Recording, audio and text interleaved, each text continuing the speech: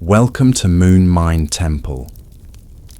Tonight, we're going to explore something that's happening inside your head right now. That constant chatter of thoughts that never seems to take a day off. If you're enjoying this journey into Zen Buddhism for better sleep, take a moment to like this video and subscribe. Now, dim the lights, get comfortable, and let's ease into tonight's exploration together. Congratulations, you've just become aware of your own mind. The good news, you're conscious. The bad news, your thoughts won't shut up. Right now, as you're listening to my voice, there's probably another voice running commentary in the background of your awareness. It might be planning tomorrow's tasks, replaying that awkward conversation from yesterday, or just randomly wondering if you remembered to lock the door. That mental narrator never applied for the job, never signed a contract, and certainly never asked your permission to move in. Yet there it is, chattering away like an uninvited house guest who's made themselves completely at home. Have you ever noticed how these thoughts just seem to appear out of nowhere? One moment you're focused on what I'm saying, the next your mind is wandering through a detailed fantasy about what you'll eat for breakfast tomorrow. It's as if someone inside is generating these thoughts. But who? In Zen Buddhist circles, we often hear the phrase, "You are not your thoughts." But if you're not your thoughts, then who exactly is thinking them? This question might sound simple, but its answer unravels everything we assume about identity and who we are. In this video, we'll explore how this very question, who is thinking these thoughts, might actually be pointing to an illusion, because the moment you try to find the thinker, something profound happens.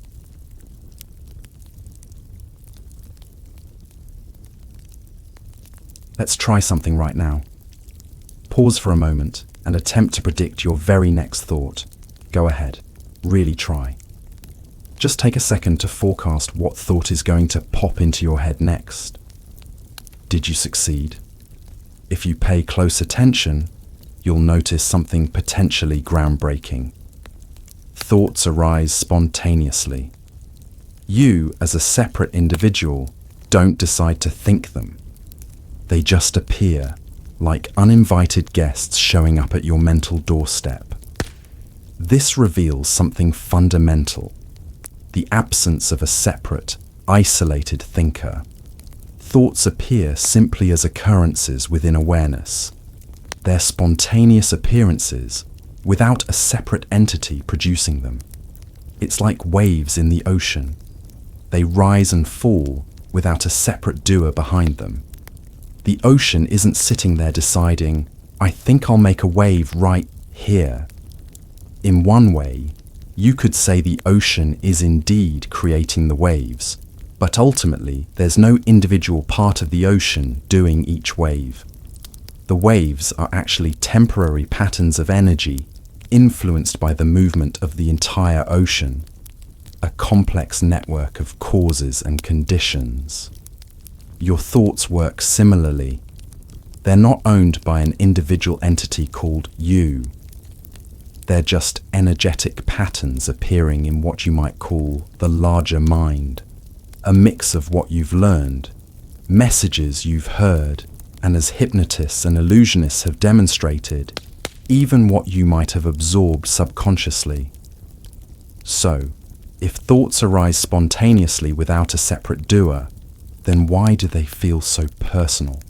Why does it seem like I am thinking them? The answer is identification. The mind creates a sense of ownership over thoughts. It says, "These are my thoughts. I am the thinker. These are my opinions, my beliefs, and my ideas." And many people grip onto these so tightly that they create a rigid personal identity that dominates their entire life experience. But is this true? Or is it just another belief, an assumption, another thought arising within awareness? This is the ego illusion, the habit of identifying with mental activity, when in reality it's all just appearing in you. But it's not essential to you. It's you, the real you, the awareness, appearing as thought, but it's not your essential nature. If all thoughts were to disappear, you wouldn't go anywhere. Nothing would be taken away from you. You'd still be 100% you, this awareness, just without the presence of thoughts. Take a look for yourself. Look at the gap between two thoughts. Did you, the awareness, go anywhere? Or did you remain here, still 100% you? We experience that inner voice narrating, commenting, analyzing, and it feels like a self is behind it, directing, controlling, guiding. But if we investigate closely, we see that this inner voice is just thoughts appearing with no separate speaker behind it. It's like watching a movie and mistaking the characters for real people, like believing there's actually separate, independent entities behind the voices of the characters, when in reality, they're appearances in the larger appearance of the movie. But who is watching the movie of thoughts? That's the real question. What if the I that we believe is doing the thinking is just another thought? This is the deep insight we're pointing to. Thoughts create the illusion of a stable self that exists over time. But when you look directly for this self, what do you find? Nothing. Just the presence of awareness appearing as everything that's appearing, including any thought. Thoughts appear and disappear without a trace, as they do. When thoughts are identified with, they appear as a long chain of apparent cause and effect. One thought triggers another. A memory sparks an emotion. An emotion fuels more thoughts. And before you know it, the mind is in a loop. This is mind identification, when awareness overlooks its larger nature and takes itself to be a limited idea, a limited thought narrative. The key is to see that thoughts are happening, but they're not happening to you. They're not you, a separate entity thinking them. They're conditioned energy patterns, movements within the larger field of consciousness, and you don't have to consent to believing them. You don't have to take them to be the essence of who you are. Because this is a huge dysfunction that appears in so many people's lives. Many of us have thoughts that are extremely self-limiting, dark or destructive, and we can take ourselves to be the one thinking those thoughts. Perhaps thoughts appear that are terrible judgments of others, and then we feel extremely guilty for even thinking them. Perhaps thoughts appear that talk about harming others or even ourselves, and we may feel extremely disturbed, trying desperately to push them away, or believing that we're the one thinking them, and perhaps actually carrying them out. So this question of who is the thinker is absolutely crucial for all of us. It's the difference between completely different outcomes in life. You are not the thoughts. You are the awareness in which they happen.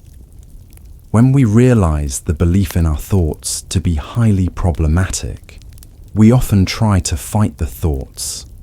Then we might try to silence the mind, but that's like trying to calm the ocean by attempting to grab the waves, control them, or suppress them, like a wave trying to control another wave when they're both simply movements of the entire ocean. So don't suppress the thoughts. Don't resist them. Don't personally identify with them, taking them to be the entirety of who you are and indulging in them. Rest as the awareness in which they appear. Witness them. The moment you see them as not you, as you stay knowingly aware as the awareness, they lose their power. And this isn't about denying how you think or feel, or saying thoughts are just useless illusions and trying to ignore all of them. All thoughts have some kind of information to them. They may hold a relative truth. They may often be useful and creative. They're just not the whole truth. The key is to recognize them as an aspect, conditioned energy patterns arising. All these aspects need their voice in a way. Trying to shut them up or ignore them means they just return with a vengeance, like trying to shut someone up by trapping them behind a door until they erupt into a fit of rage, smash through the door, and burst into the room screaming. Of course, there isn't really any separate entity there. It's just how they operate. Waves don't disappear and collapse into the larger medium of the ocean by trying to suppress them. They eventually lose their energy on their own and naturally collapse as you rest, watching the dancing movement of the ocean. So let's try something right now. For the next few seconds, just observe your thoughts like watching clouds drift by. Do you notice a shift? Maybe some spaciousness, maybe some stillness. That space is you. That stillness is what you are, not the passing thoughts. Again, they are an appearance of you. They are this awareness temporarily appearing as thought, but they are not essential to your being. They are energetic movements which dissolve on their own without personal interference. And this recognition is the beginning of freedom. There's an assumption that somewhere deep inside, there is a thinker controlling all of this. But if you go looking for it, what do you find? Advaita calls this self-inquiry, the practice of turning the attention inward and asking, who am I? And when this inquiry is done earnestly, the realization dawns. There is no separate self. So here we speak of aspects, conditioned energy patterns that arise in the field of awareness. Advaita refers to this as vasanas, subtle tendencies that create the illusion of selfhood. Thoughts arise as parts of these aspects, but they are not personal. They are movements of energy playing out. When seen clearly, their power dissolves. There's a story in Advaita about a man searching for his glasses, frustrated and panicking, until he realizes they were on his face the whole time. This is like looking for the true self. You may have been searching for it as if it was hidden, but it's the one looking. And ultimately, the observer is the observed. Just like waves in the ocean are not separate from the ocean, thoughts are not separate from awareness. Try to find the gap, the distance between awareness and all the objects, the sights, the sounds, the thoughts, and sensations. The objects appearing in awareness are made out of nothing other than the awareness itself. No distance, no separation between you and the world. There's just consciousness appearing as the human, you, in the world. This is the realization that ends the illusion of the separate thinker.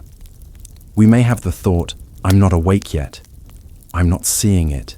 I'm not understanding this. I need something profound to happen, a new experience to wake up. Not realizing those are just more thoughts. So the belief in thinking seems strong, but it can collapse at any moment. All it takes is honesty, honest inquiry about what's actually going on. Are you thinking those thoughts, or did they just appear? Are they really your identity, really the truth, or just appearances within the larger, infinite you, this boundless field of awareness.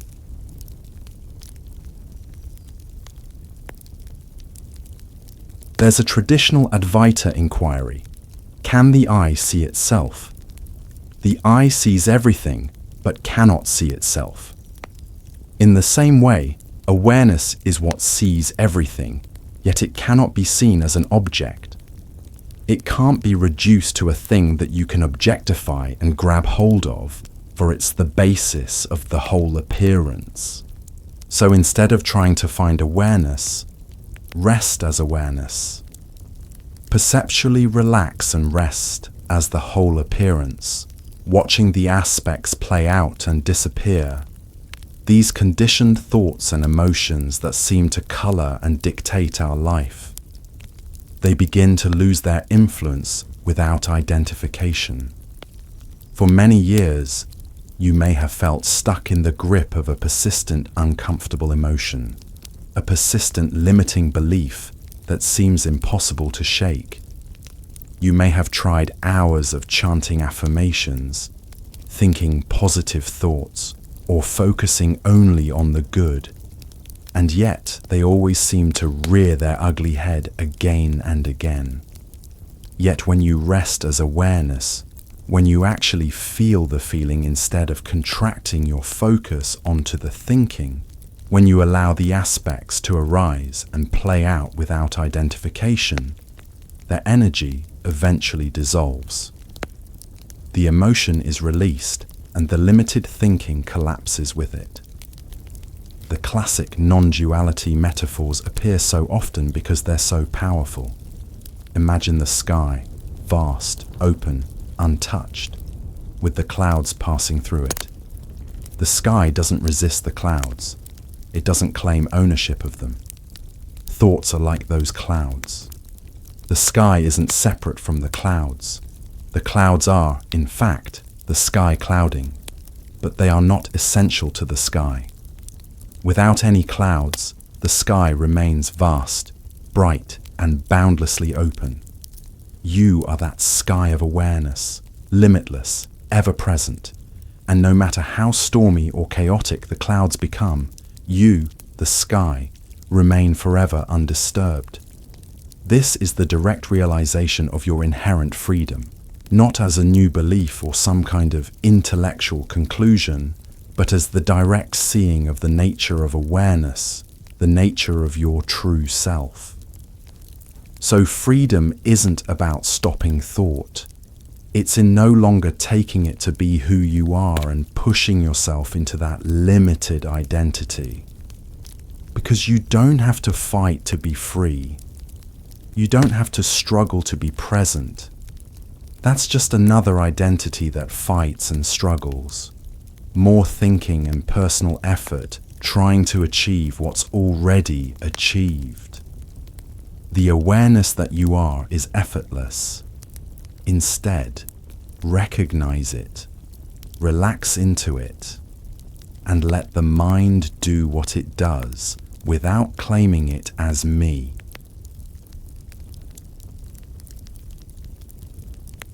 And so, if you're not your thoughts, who's thinking them? The true non-answer is a seeming paradox. If you insist on a who, you could say it's infinite awareness, not as a personal someone, but as a movement of the entire field of consciousness.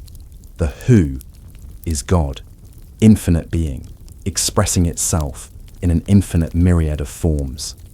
On the other side of the coin, you can see that there's actually no thinker at all. It's an illusion, an appearance. You see, self and no self are two sides of the same duality. The truth is non-dual, not one nor the other, yet it includes all. This is your true nature.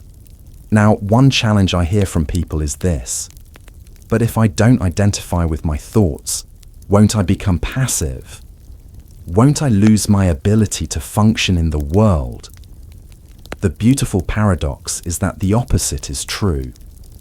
When we stop identifying exclusively with our thoughts, we actually become more effective, more present, more responsive to what's actually happening, rather than lost in our interpretations and stories about what's happening. Consider how much mental energy is consumed by defending our positions, ruminating over past events, anxiously rehearsing future scenarios, or simply getting lost in the labyrinth of our own thinking. When we recognize thoughts as simply appearances in awareness rather than who we are, all that energy becomes available for direct engagement with life as it is. This doesn't mean we don't use thinking as a tool. Of course we do. Thinking is an incredibly useful function when applied appropriately. We use it to solve problems, to communicate, to create. But we no longer mistake the tool for the user. We no longer believe we are our thoughts.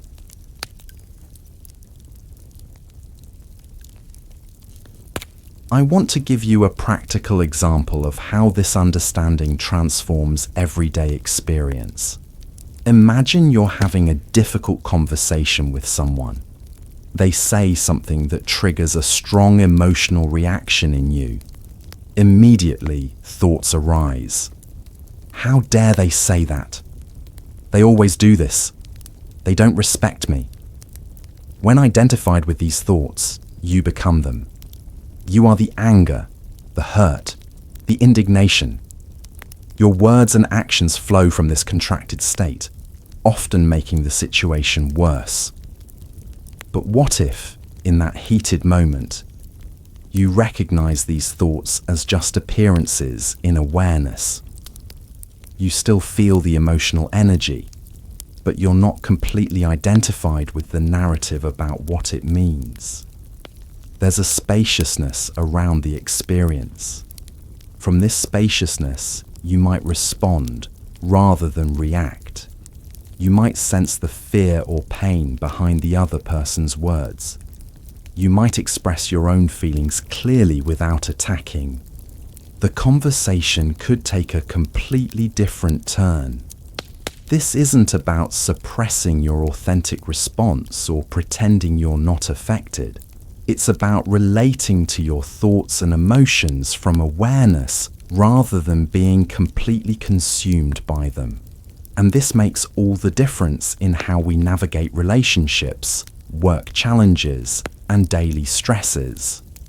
What's remarkable is that this shift in perspective is available in any moment.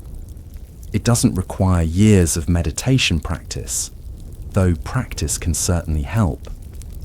It simply requires a willingness to look directly at your experience and question the assumption that you are your thoughts. Think about a recent time when you were caught in a loop of worry or rumination. Maybe you were mentally rehearsing all the ways a future event could go wrong, or replaying a past interaction and thinking of all the things you should have said. We've all been there. In those moments, we're completely identified with thought. We're not aware of awareness itself. We're lost in the content of mind, rather than recognizing the context in which all content appears. But even in the midst of the most intense thought storm, awareness is always present. It's what knows the thinking is happening. And recognizing this awareness, even for a moment, can create a profound shift.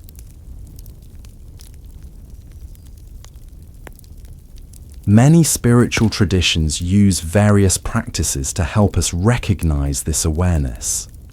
Meditation, self-inquiry, contemplation, these are all pointers to direct recognition of our true nature. But ultimately, no practice can produce what's already here.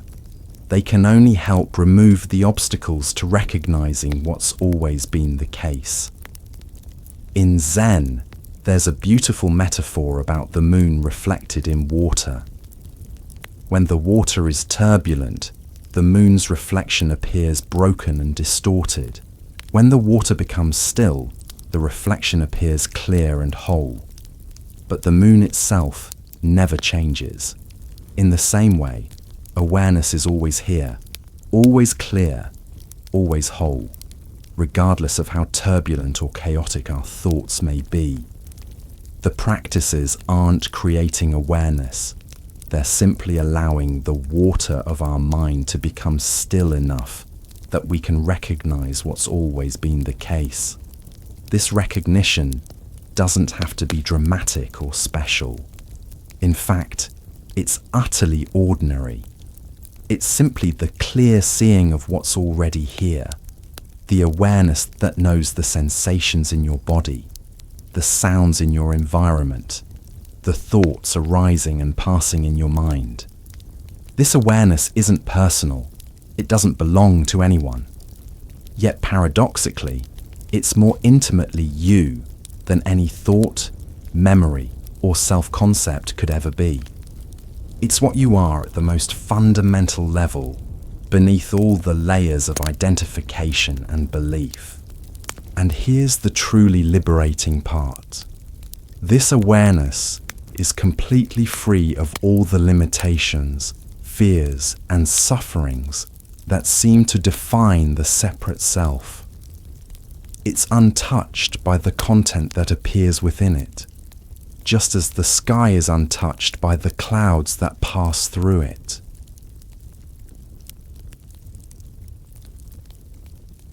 Now, you might be wondering, if I'm not my thoughts, if I'm this boundless awareness, why don't I experience myself that way?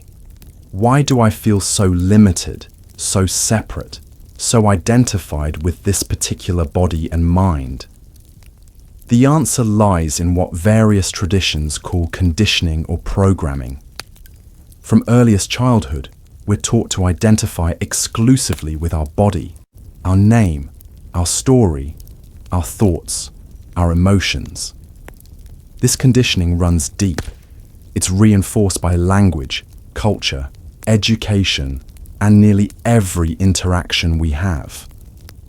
We learn to say my thoughts the same way we say my hand or my car, as if thoughts are possessions that belong to a separate self. We learn to believe that we are thinking our thoughts, rather than recognizing that thoughts simply arise within awareness. This conditioning creates a kind of hypnotic trance, a deep-seated belief in separation that colors all of our experience. We come to experience ourselves as a separate someone inside a body, looking out at a world that's fundamentally other than ourselves. But this sense of separation is itself just another appearance in awareness, a thought, a feeling, a deeply ingrained pattern of perception. It's not the truth of who we are. When we begin to question this conditioning, to look directly at our experience without the filter of our beliefs about it, cracks begin to appear in the facade of separation. We start to notice the boundless awareness that's always been here, the awareness that has no edges, no center, no inside or outside. One of the most powerful ways to recognize this boundless awareness is to notice what never changes throughout all your experience. Thoughts come and go. Emotions arise and pass. Sensations appear and disappear. Perceptions shift and transform. But the awareness in which all of this appears, that never changes. It's the same awareness now that was present when you were a child, a teenager, a young adult. It's the same awareness in joy and in sorrow, in health and in sickness, in clarity and in confusion. It never comes and goes. It's what's always here, the constant background of all experience. And yet, paradoxically, this awareness isn't a thing, an object or an entity. It has no form, no boundaries, no location. It can't be grasped or defined.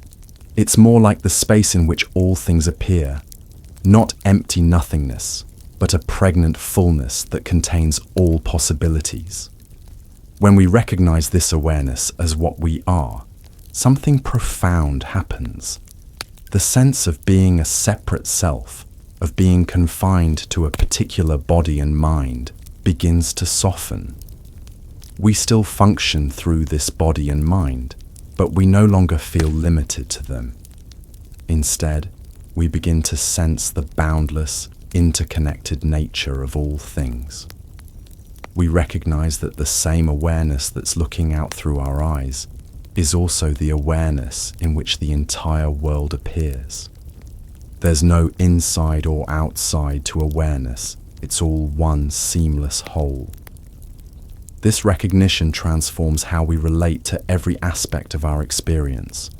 Thoughts no longer appear as my thoughts, but simply as movements within the field of awareness. Emotions no longer define who we are, but are seen as temporary energetic expressions arising and passing. Even the body is experienced not as a separate object, but as a constellation of sensations appearing in awareness. This doesn't mean we become detached or disconnected from life. Quite the opposite. When we're no longer caught in the trance of separation, we can engage with life more fully, more intimately, more compassionately. We're no longer defending a separate self against a threatening world. We're participating in the dance of life as awareness expressing itself in infinite forms.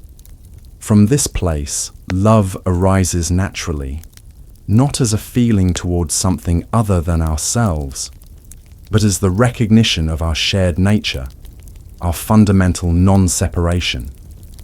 Compassion flows without effort because there's no other to whom we need to extend compassion. It's all us, all awareness, all one interconnected whole. This understanding has profound implications for how we live our lives. When we no longer identify exclusively with our thoughts, our choices come from a deeper place, from awareness itself, rather than the conditioned patterns of thinking. We become less reactive, more responsive. We act from clarity rather than confusion, from love rather than fear. And paradoxically, we become more uniquely ourselves, more authentically expressed, when we recognize that we're not limited to the separate self. The separate self is always comparing, always conforming or rebelling, always seeking approval or asserting its difference. But when we recognize ourselves as awareness, we're free to express the unique flavor of awareness that flows through this particular body-mind without the distortions of ego identification. Think of it like this. Each wave in the ocean is unique in its expression, its height, its shape, its movement. But no wave is separate from the ocean itself. In the same way, each of us is a unique expression of awareness, but not separate from the awareness that we all share. This understanding doesn't come through more thinking or analysis. It comes through direct seeing, through looking at our own experience with honest attention. When we look for the thinker of our thoughts, what do we actually find? Not a separate entity inside our head, but simply more thoughts, more sensations, more images, all appearing in the space of awareness. And what's left when we see through the illusion of the separate thinker? Just this, the simple, undeniable fact of being aware. Not as a concept or a belief, but as the immediate reality of our experience. This awareness is not personal. It doesn't belong to anyone, yet it's more intimate than anything we call mine. So how do we live from this recognition? Not by trying to maintain a special state or by suppressing thoughts and emotions. Rather, by simply being honest about what we find when we look directly at our experience. We notice that thoughts arise on their own. We notice that there's no separate thinker to be found. We notice the awareness that's always here, always present, regardless of what's appearing within it. From this noticing, our relationship to thoughts naturally shifts. We no longer feel compelled to believe every thought, to defend our opinions as if they were our identity, or to be controlled by the endless stream of mental commentary. Instead, we recognize thoughts as movements within our larger nature, like waves on the ocean or clouds in the sky. This shift isn't just philosophical. It has profound practical implications for how we live. When we no longer identify exclusively with our thoughts, we become less reactive, less defensive, more present to what's actually happening, rather than lost in our interpretations and stories about what's happening.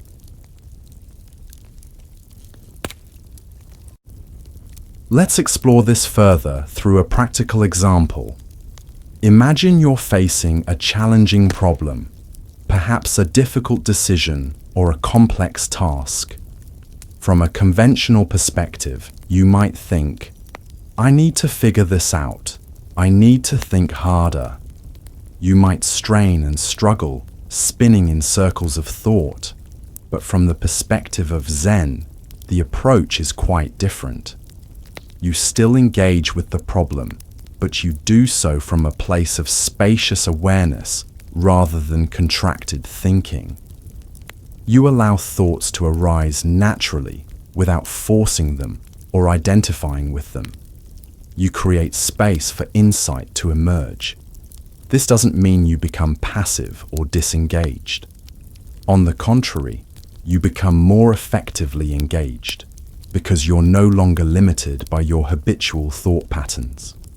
You can access a deeper intelligence that includes but transcends conceptual thinking. Buddhism points to this difference between doing and being done. When we're identified with thoughts, we believe we're the doer, the one making decisions, solving problems, directing our life.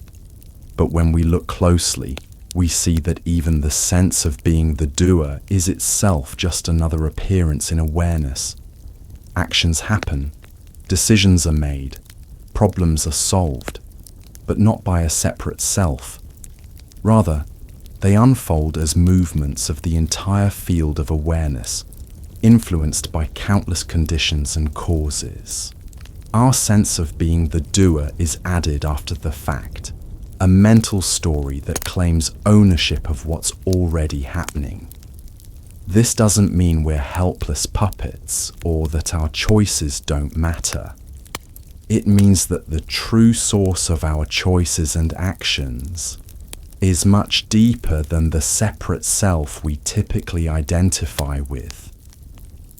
It's the vast intelligence of awareness itself, which includes but transcends the limited perspective of the individual.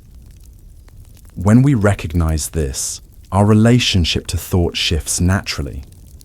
We no longer feel that we are thinking thoughts. Rather, we notice that thoughts are appearing in awareness, sometimes useful, sometimes not, but never defining who we are. In practical terms, this understanding transforms how we relate to challenging emotions and experiences.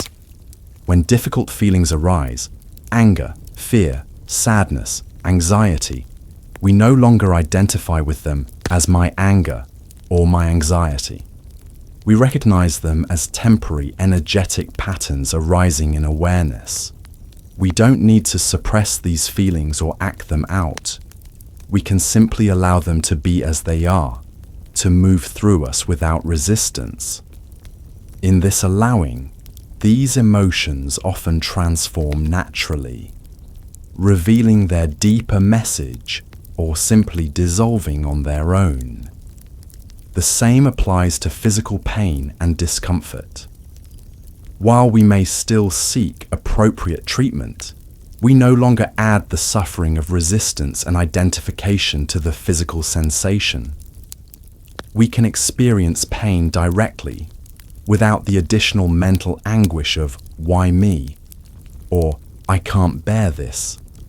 Even our sense of self becomes more fluid and less fixed.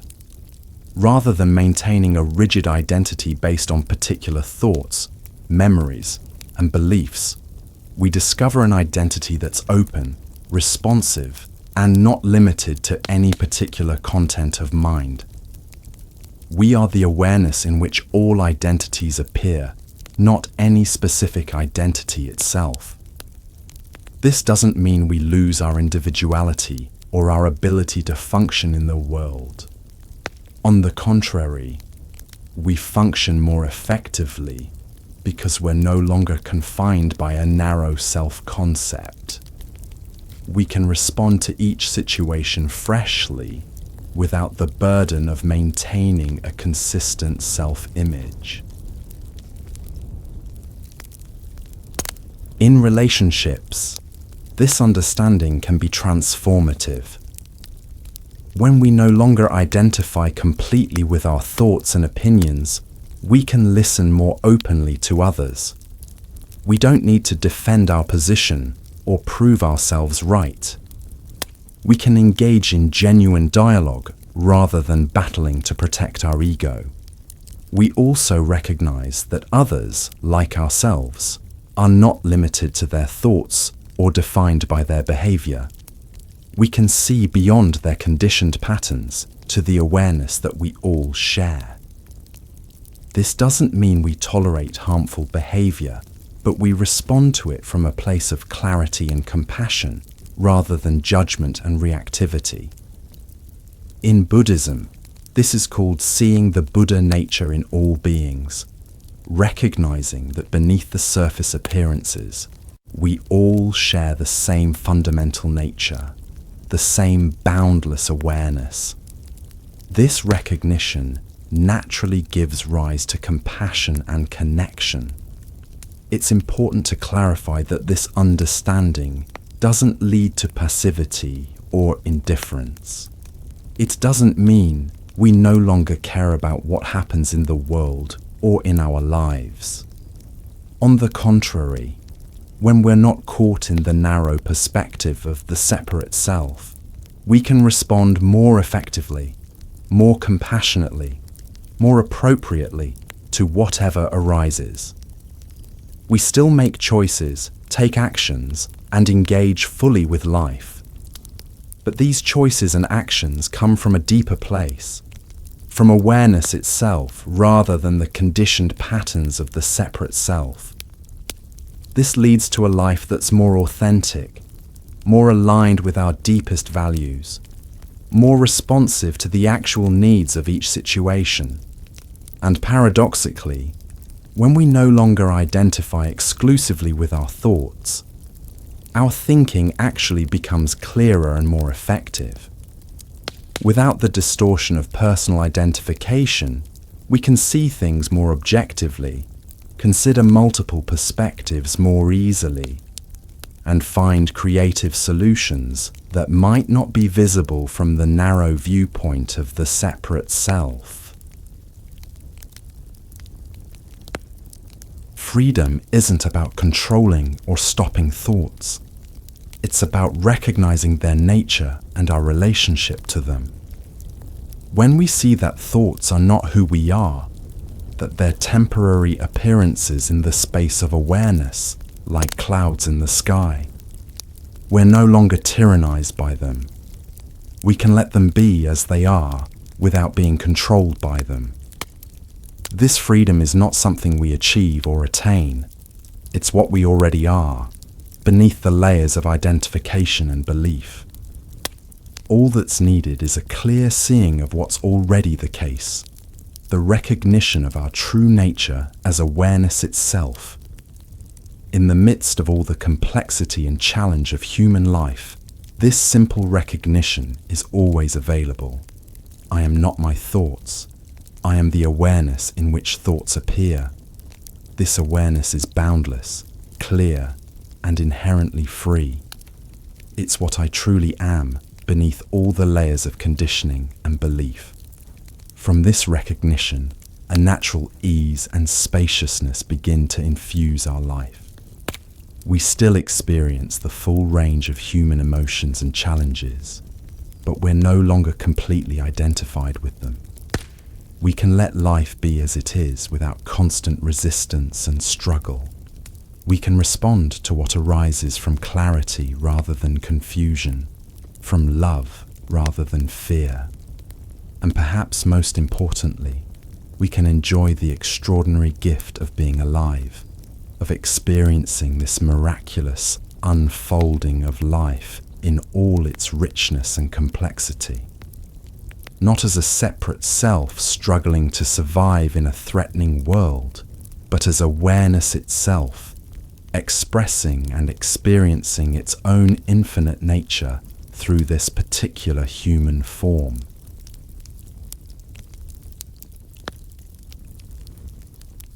For Buddhist practitioners, the path of practicing this understanding is sometimes referred to as the middle way, a path between the extremes of indulgence and asceticism, between total identification with thoughts and trying to eliminate them completely.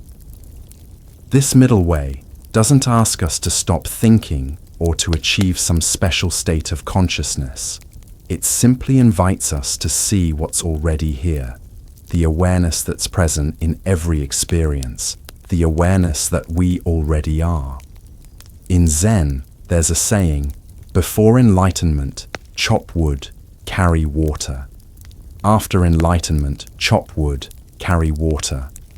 The outer activities of life may look the same, but our relationship to them has profoundly shifted.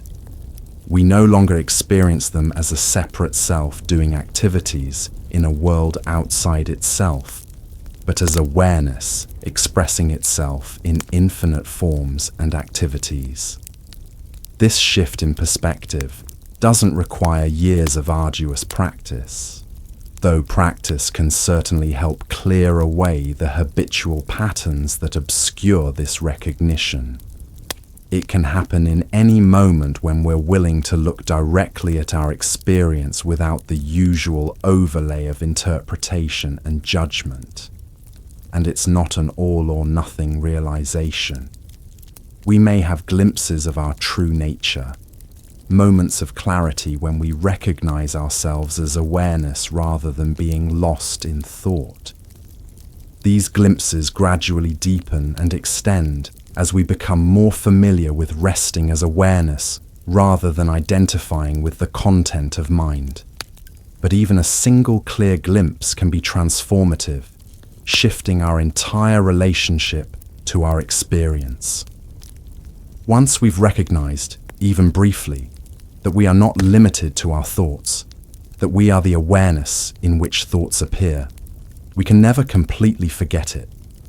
It remains as a seed of truth that continues to grow and flourish, even amidst the challenges and distractions of daily life. What's truly remarkable is that this recognition is always available, in every moment. It doesn't require special conditions or experiences.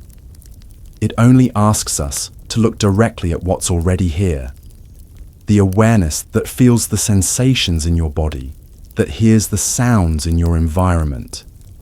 This awareness isn't distant or abstract. It's not something to achieve or attain.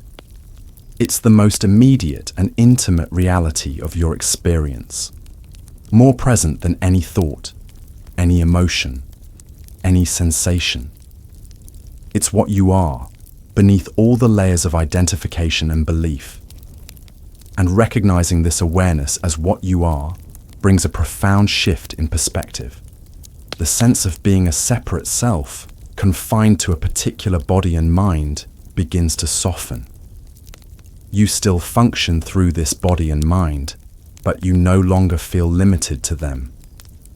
Instead, you begin to sense the boundless, interconnected nature of all things. You recognize that the same awareness that's looking out through your eyes is also the awareness in which the entire world appears. There's no inside or outside to awareness. It's all one seamless whole. This recognition transforms how you relate to every aspect of your experience. Thoughts no longer appear as my thoughts, but simply as movements within the field of awareness. Emotions no longer define who you are, but are seen as temporary, energetic expressions arising and passing. Even the body is experienced not as a separate object, but as a constellation of sensations appearing in awareness. In Zen Buddhism, this direct seeing is often described as returning to our original nature, to the mind before thinking, the face before we were born. It's not about achieving something new or special, but about recognizing what's always been the case. And this recognition doesn't come through more thinking or analysis. It comes through direct seeing, through looking at our own experience with honest attention. When we look for the thinker of our thoughts, what do we actually find? Not a separate entity inside our head, but simply more thoughts, more sensations, more images, all appearing in the space of awareness. And what's left when we see through the illusion of the separate thinker? Just this, the simple, undeniable fact of being aware, not as a concept or a belief, but as the immediate reality of our experience. This awareness is not personal. It doesn't belong to anyone, yet it's more intimate than anything we call mine. It's the peace we've been looking for all along. The peace that comes not from achieving or attaining anything, but from recognizing what's already here. The awareness that we are. The awareness that contains and transcends all the apparent complexity and challenge of human life. This peace is always available in every moment. It's the backdrop of all experience, the context in which all content appears. And recognizing it as what we are brings a profound shift in our relationship to life, from struggle to ease, from resistance to acceptance, from fear to love.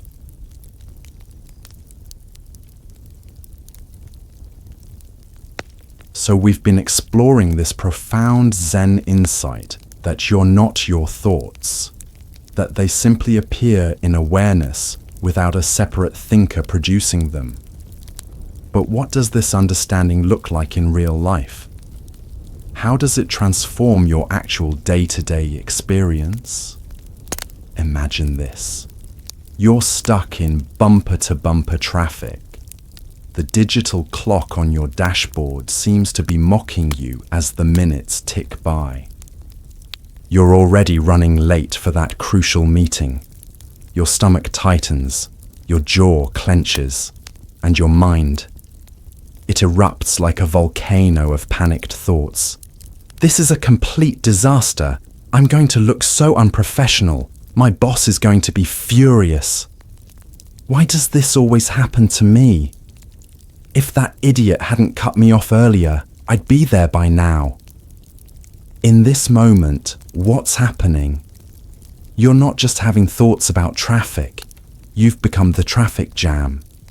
Your entire being has contracted around this situation. Your body is rigid, your breathing shallow, your knuckles white on the steering wheel. There seems to be no space between you and this crisis. The only escape appears to be the traffic miraculously clearing, something completely outside your control.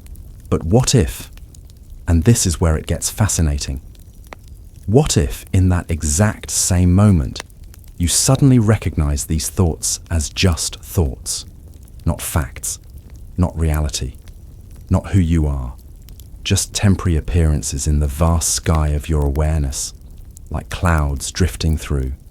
You'd still be sitting in traffic, you'd still be late. Those facts wouldn't change, but something profound would shift internally. Suddenly, there would be space around the experience. You might notice the deep blue of the sky above your car. You might feel the subtle rhythm of your breath. You might hear that song on the radio you'd been completely deaf to a moment before. You might even find yourself smiling at the absurdity of it all. This is the practical freedom that Zen points to. Not freedom from circumstances, but freedom within circumstances. Not the absence of thoughts, but a radically different relationship to them. The traffic doesn't need to clear for your mind to clear. The meeting doesn't need to be rescheduled for you to find peace. Because that peace was never dependent on external conditions. It's woven into the very fabric of your being, the awareness you already are. Here's what's truly remarkable about this shift.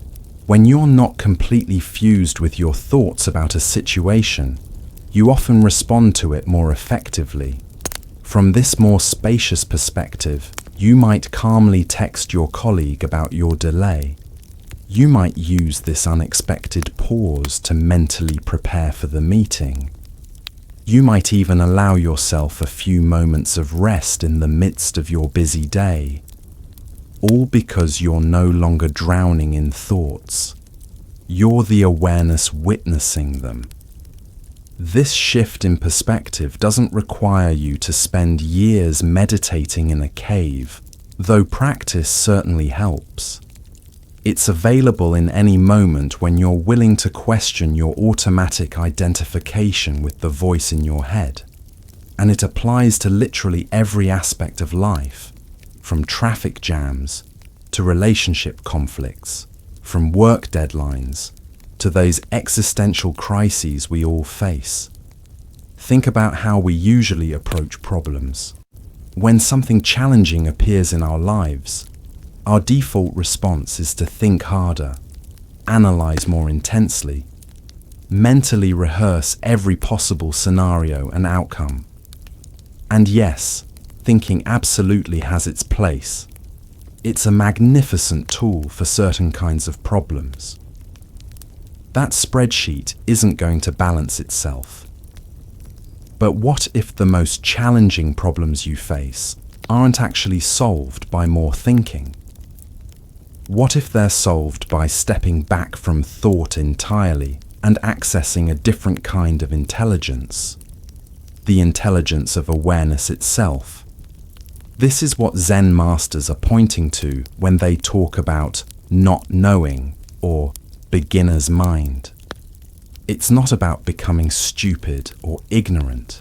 It's about a profound receptivity, an openness that isn't constrained by all your preconceptions and habitual thought patterns. It's the mind that sees what's actually here, not what it thinks should be here.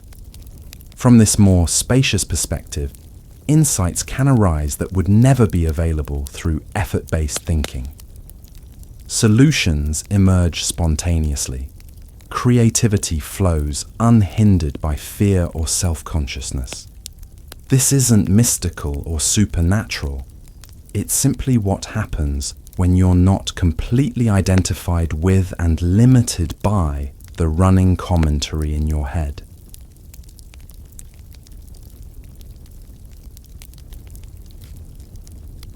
Now let's talk about emotions. Those powerful energetic movements that can completely overtake us. Like thoughts, emotions arise spontaneously based on countless causes and conditions. They appear as sensations in the body, often accompanied by corresponding thought patterns.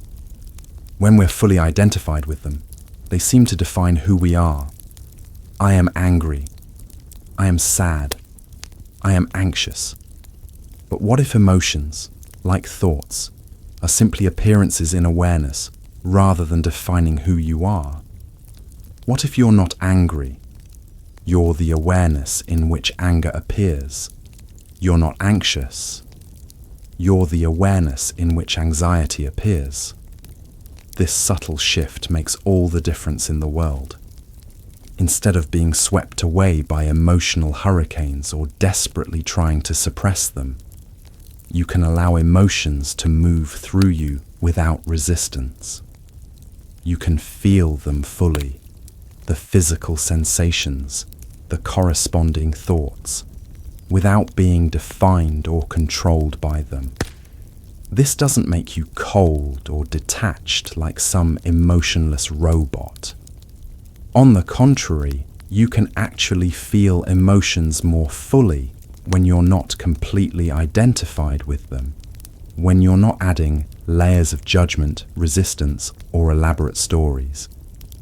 You can experience anger without acting from anger, sadness without drowning in sadness, anxiety without being paralyzed by anxiety.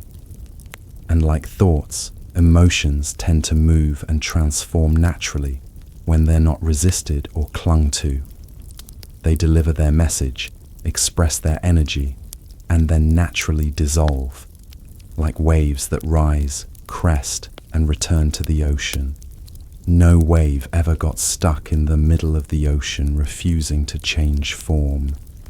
Yet humans get stuck in emotional states for days, months, sometimes even years, because we've identified with them as who we are.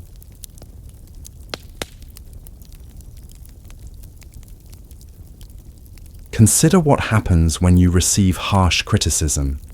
Immediately, a wave of shame and anger floods your system. Your face feels hot. Your chest tightens. Thoughts race. How dare they say that about me? They have no idea how hard I've been working. Everyone must think I'm incompetent now. When you're identified with these reactions, you become them. You are the shame, the anger, the defensive thoughts. From this contracted state, you might lash out, withdraw, or obsess over the interaction for days. The criticism becomes a personal attack on your very being. But what if, in that heated moment, you recognize these thoughts and emotions as just appearances in awareness?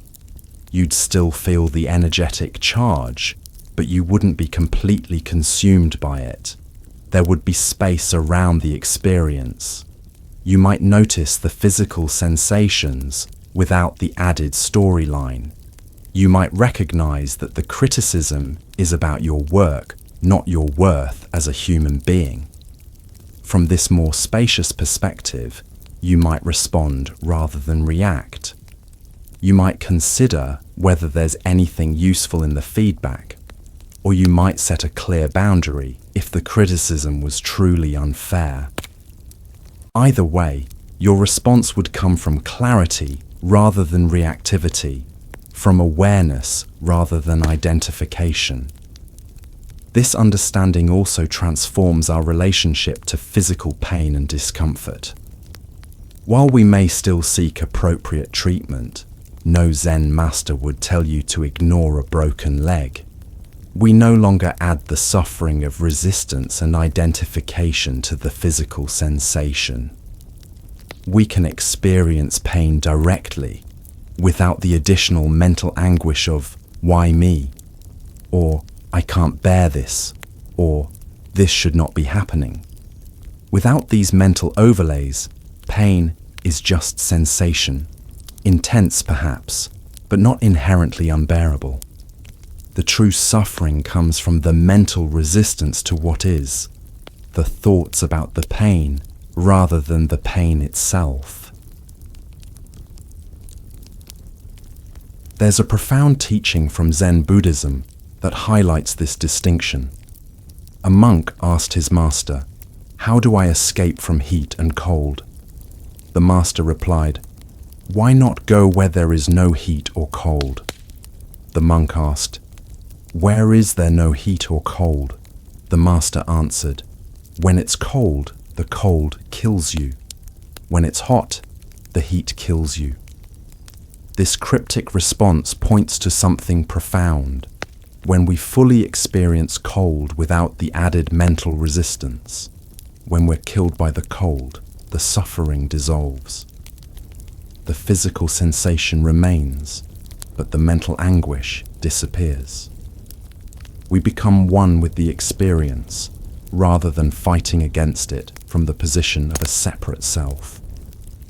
This is why Zen masters throughout history have been able to endure incredible physical hardships with remarkable equanimity.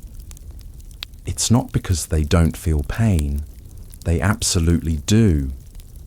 It's because they don't add the additional layer of mental suffering to the physical sensation. They experience the pain directly, without resistance, without identification, without the narrative of a separate self that shouldn't be experiencing this. But perhaps the most profound transformation comes in our relationships with other people. When we recognize that we're not defined by our thoughts, that we're the awareness in which thoughts appear, we naturally extend this understanding to others as well. We recognize that they too are not limited to their thoughts, opinions, or behaviors. They too are awareness, temporarily identifying with particular patterns of thinking and feeling.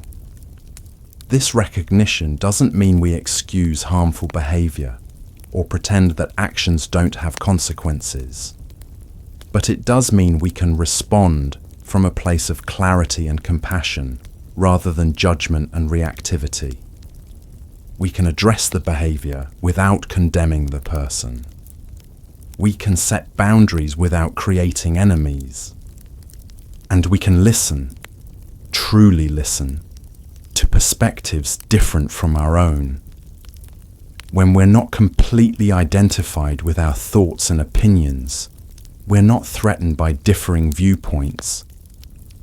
We don't have to defend our position or prove ourselves right. We can engage in genuine dialogue, learning and growing together.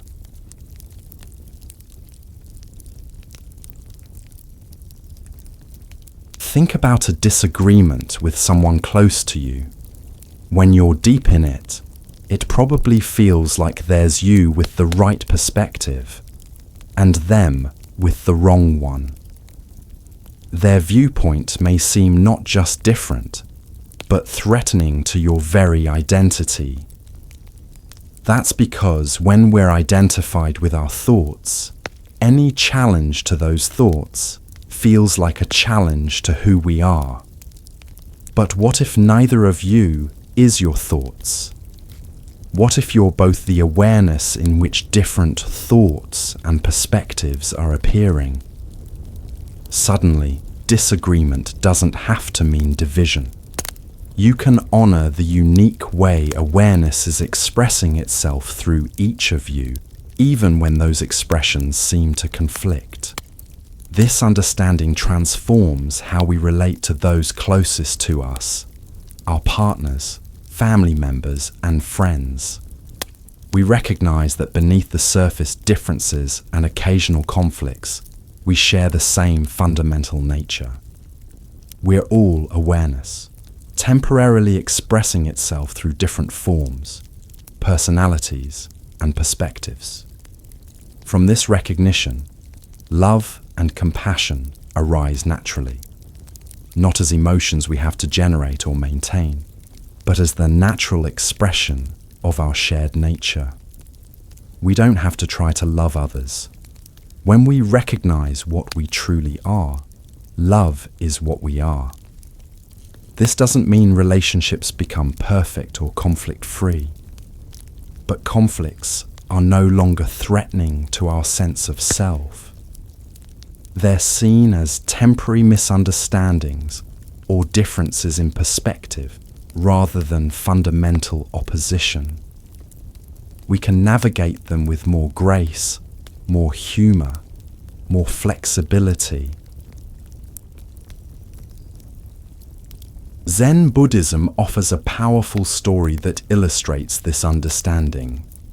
Two monks were walking along a path when they came to a river. A young woman was standing there, unable to cross because the water was too deep. Without hesitation, the older monk picked her up, carried her across the river, and set her down on the other side. The monks continued their journey in silence.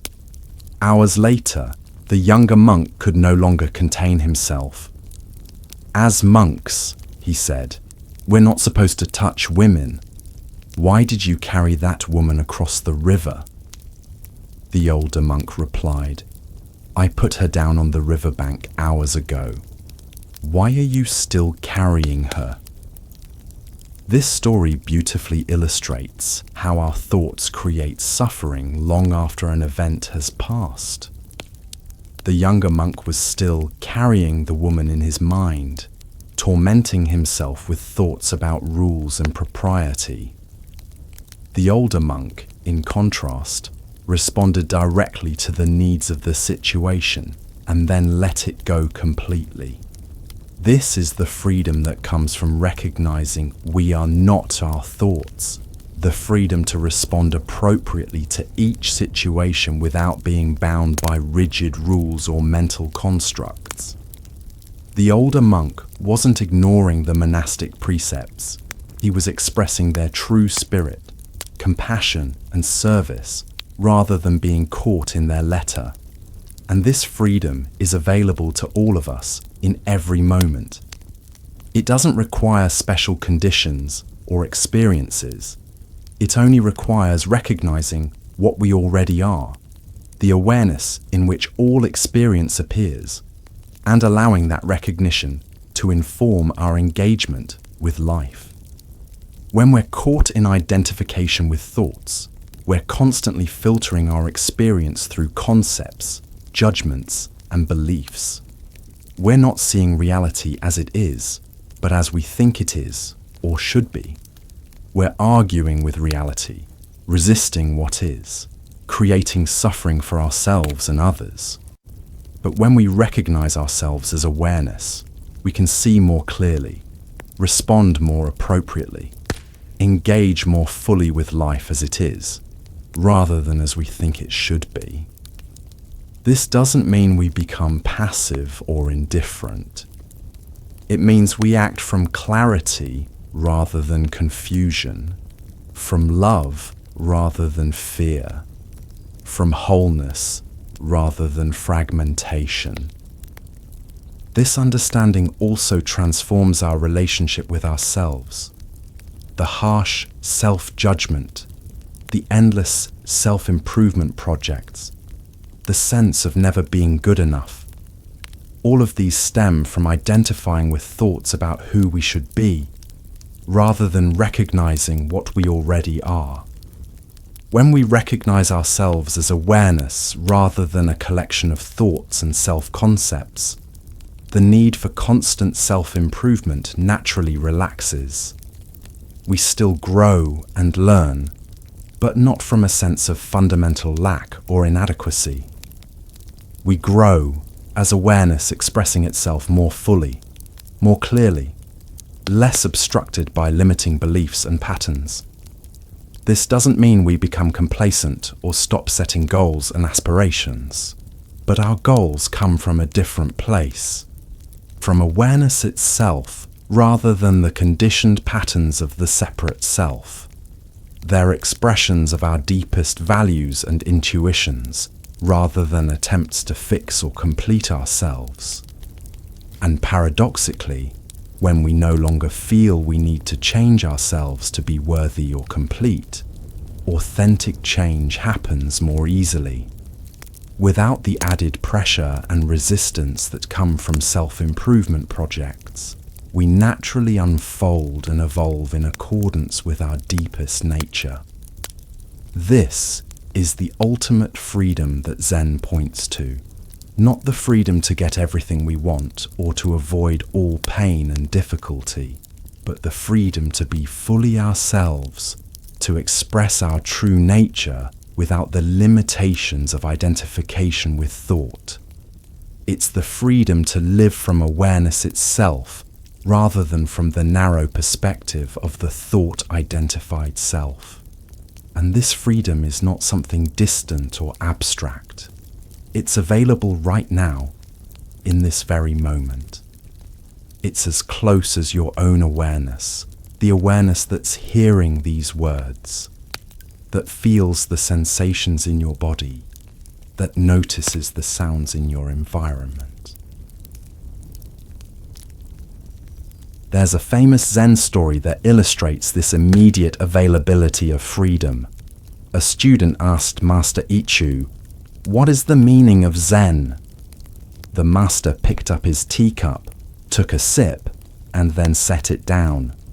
That was his entire answer. What was he showing? That Zen isn't about special states or complex philosophies. It's about direct experience.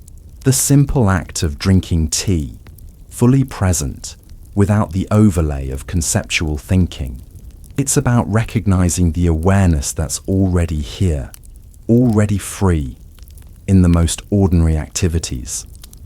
In Zen Buddhism, this direct pointing to the nature of awareness is sometimes referred to as awakening or enlightenment. But these terms can create confusion, suggesting a special state or experience that's different from ordinary awareness. The truth is both more ordinary and more extraordinary than that. Awakening isn't about achieving a special state of consciousness. It's about recognizing what's already here, the awareness that you already are. It's like a fish finally noticing the water it's been swimming in its entire life. The water was always there, always present, but unrecognized because it was so pervasive, so fundamental to the fish's experience. In the same way, awareness is so fundamental to our experience that we typically overlook it, focusing instead on the content that appears within awareness: thoughts, emotions, sensations, perceptions. But with a simple shift of attention, we can recognize awareness itself, the context in which all content appears. And this recognition isn't a one-time event after which everything is magically transformed. It's more like a continuous process of remembering and forgetting, recognizing and overlooking. We may have glimpses of our true nature, moments of clarity when we recognize ourselves as awareness rather than being lost in thought. And then we forget again, becoming reabsorbed in the content of experience. But each recognition makes the next one more likely, more accessible. We begin to develop a kind of muscle memory for recognizing awareness. And over time, these recognitions may deepen and extend, becoming more stable and pervasive. This doesn't mean we never get caught in thought identification again. Even the most awakened beings still have thoughts, still experience the full range of human emotions, still encounter the same challenges and difficulties as everyone else. The difference is in their relationship to these experiences, recognizing them as appearances within awareness rather than defining who they are. There's a famous Zen saying, "Before enlightenment, chop wood, carry water. After enlightenment, chop wood, carry water." The outer activities remain the same, but our relationship to them transforms completely. Before recognition of our true nature, we experience ourselves as separate doers of actions, constantly striving to achieve something or become something. After recognition, we experience the same activities as spontaneous expressions of the whole, happening by themselves without a separate doer. Consider the simple act of walking. When you're identified with thoughts, walking is something that you do, a separate self moving a body through space. But when you're resting as awareness, walking just happens. The intention to walk arises, the body moves. Sensations of movement appear in awareness. all happening by themselves without a separate controller or doer. This doesn't mean you become a passive observer of life.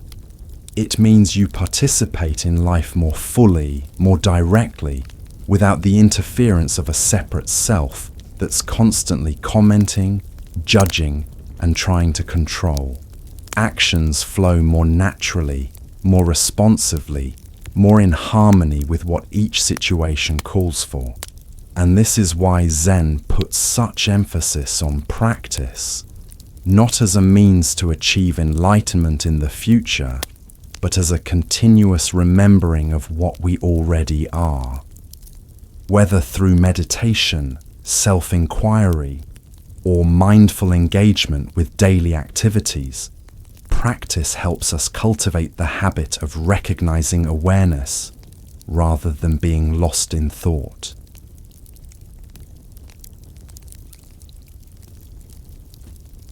In meditation, we sit quietly, allowing thoughts to arise and pass without following them or resisting them. We notice when we've become absorbed in thinking, and then gently return to awareness of breath, body sensations, or simply resting as awareness itself. This simple but profound practice helps us become familiar with the difference between being lost in thought and recognizing ourselves as the awareness in which thoughts appear. There's a Zen story that beautifully illustrates the essence of meditation. A student asked Master Ikkyu to write down some maxims of the highest wisdom. The master took his brush and wrote, "Attention." The student said, "Is that all?" The master wrote, "Attention, attention." The student became irritable and said, "That doesn't seem very profound or subtle to me." In response, the master wrote, "Attention, attention, attention." The student demanded, "What does attention mean anyway?" The master replied, "Attention means attention." What Ikkyu was pointing to is the heart of meditation practice, not some complex technique or esoteric state, but simply attention, awareness itself. When we're fully attentive, fully present, we recognize what we truly are, not a separate self defined by thoughts, but the boundless awareness in which all experience appears. In self-inquiry, we ask questions like, "Who am I?" or "What is aware right now?" Not to arrive at conceptual answers, but to point attention toward awareness itself, toward what we are beneath all the layers of thought and self-concept. And in daily life, we practice bringing this same recognition to our ordinary activities: eating, walking, working, relating to others. We notice when we've become identified with thoughts, when we're acting from the perspective of the separate self, and then gently shift back to awareness, to what we truly are. This ongoing practice doesn't lead to a state of perpetual bliss or the end of all challenges and difficulties. Life continues to unfold with all its complexity and intensity. But our relationship to life changes dramatically. We no longer experience ourselves as a separate self struggling to survive in a threatening world, but as awareness itself, expressing and experiencing its own nature through this particular human form. And from this recognition, a natural ease and joy begin to infuse our life. Not the conditional happiness that depends on getting what we want and avoiding what we don't want, but the unconditional joy of being itself, of awareness expressing and experiencing its own infinite nature. One of the most beautiful aspects of this understanding is that it's not dependent on any particular belief system or religious framework. While we're exploring it through the lens of Zen Buddhism, this direct recognition of awareness as our true nature is available to anyone, regardless of their background or beliefs. You don't have to be a Buddhist or even spiritual to recognize that you are not your thoughts, that you're the awareness in which thoughts appear. This is a direct observation about the nature of experience, not a religious doctrine or philosophy to believe in. And this recognition doesn't require you to abandon your existing beliefs or adopt new ones. It simply invites you to look directly at your experience, to notice what's already here, but typically overlooked. The awareness that you are, the awareness that's hearing these words right now. This simplicity is why Zen often uses such direct, minimalist language. It doesn't want to give the mind more concepts to grasp onto, more beliefs to identify with. It wants to point directly to what's already here, to what you already are. In fact, Zen masters sometimes say that Zen has nothing to teach, nothing to give you. It can only point to what you already have, what you already are. Like a finger pointing to the moon, the teachings are not meant to be grasped and believed, but to direct your attention toward direct seeing. And this direct seeing is available in any moment when you're willing to look. It doesn't require special conditions or experiences. It doesn't require years of practice or study. It only requires a willingness to question your assumptions about who you are and to look directly at the nature of awareness itself.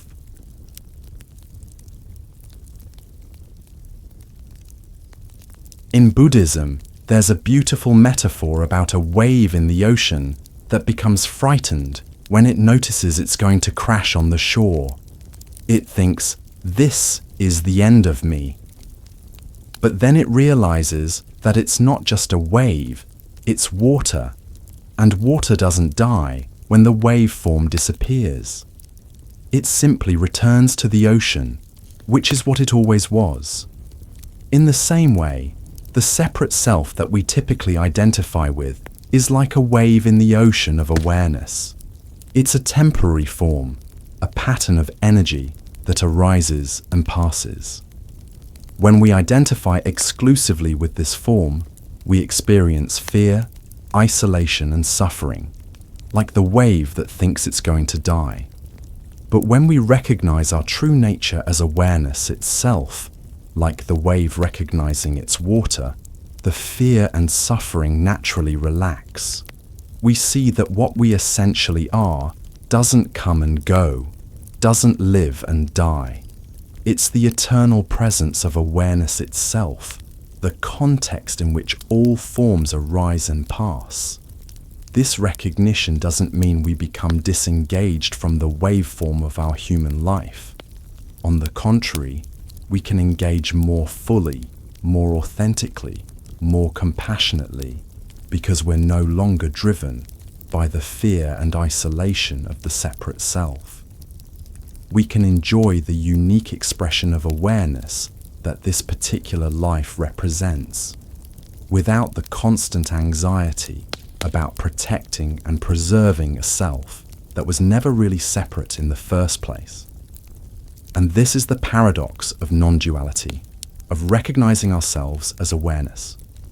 We don't lose our individuality. We discover what true individuality is. Not the isolated, defensive, separate self, but the unique expression of awareness that this particular life represents.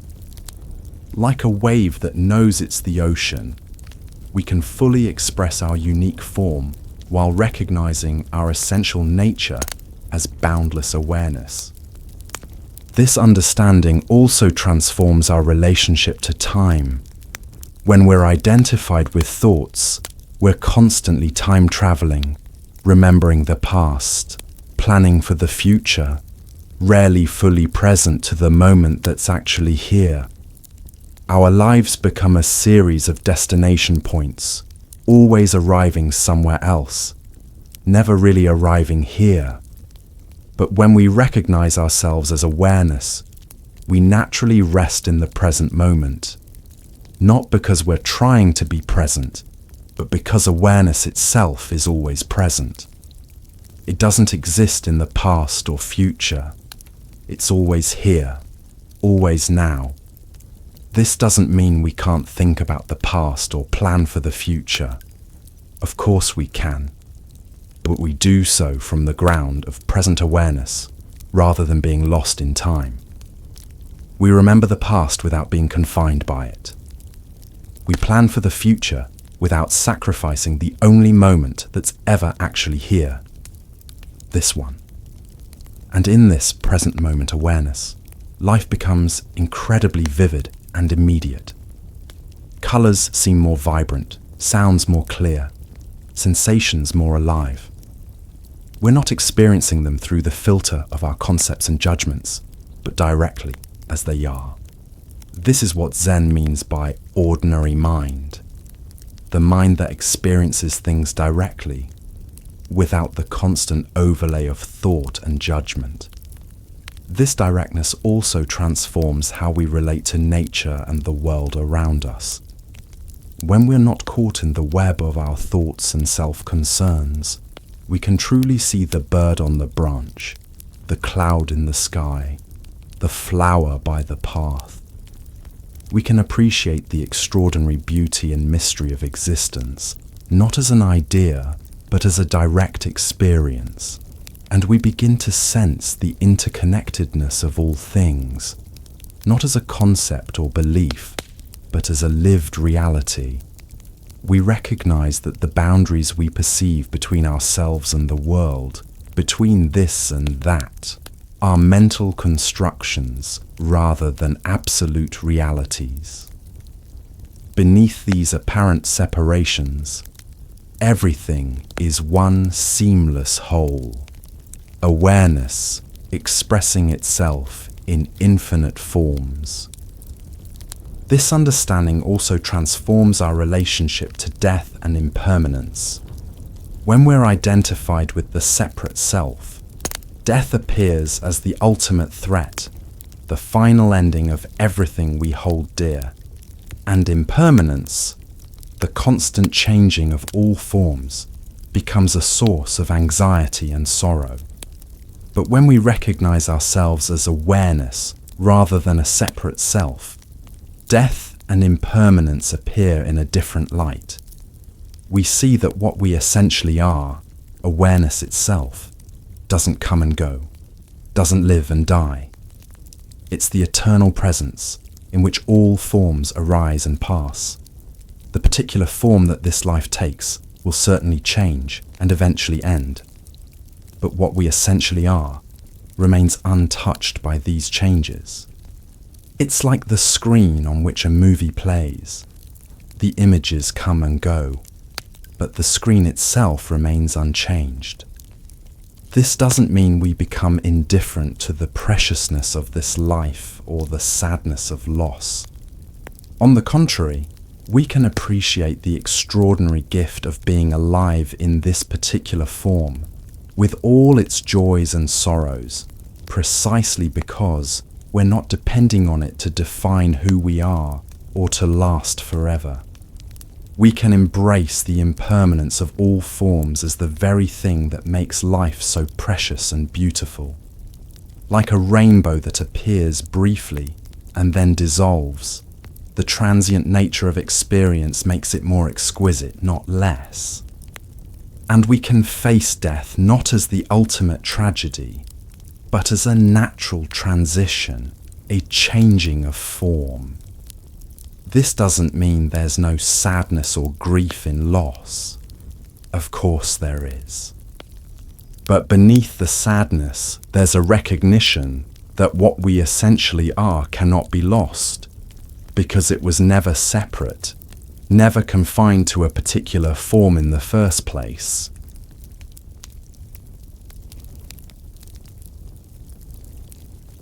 Zen has a beautiful koan that points to this understanding. Show me your original face before your parents were born. This enigmatic question isn't asking about physical appearance or ancestry. It's pointing to what you are, prior to birth and death, prior to all conditions and circumstances.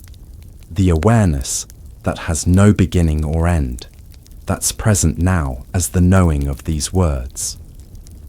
This understanding also transforms how we relate to our deepest longings and aspirations. When we're identified with the separate self, we're constantly seeking fulfillment through external objects, experiences, and achievements. We think, when I get this job, this relationship, this recognition, then I'll be happy. But no matter how many of these external goals we achieve, the sense of lack and longing persists. Because what we're really seeking isn't outside us. It's what we already are, the boundless awareness that is our true nature. When we recognize this awareness as what we are, the search naturally relaxes.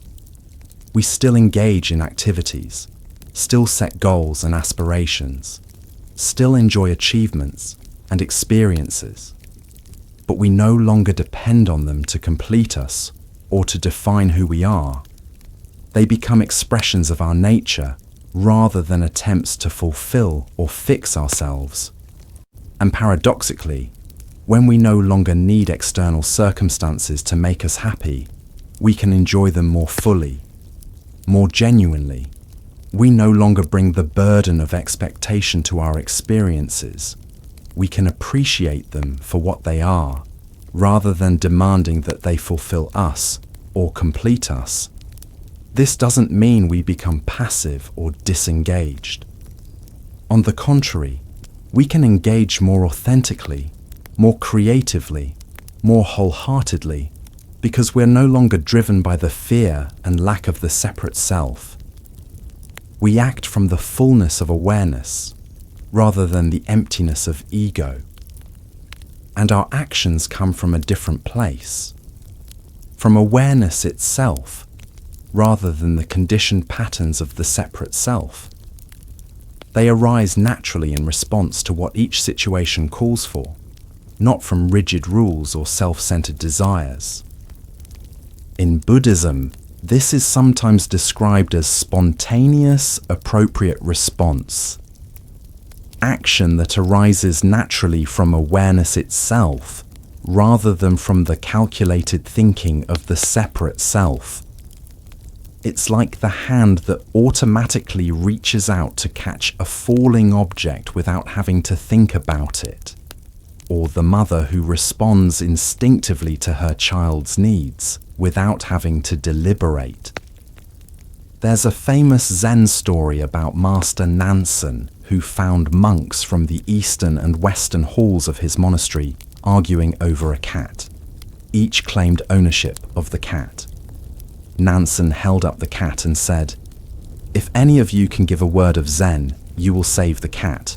If not, I will kill it." No one could speak, so Nansen cut the cat in two.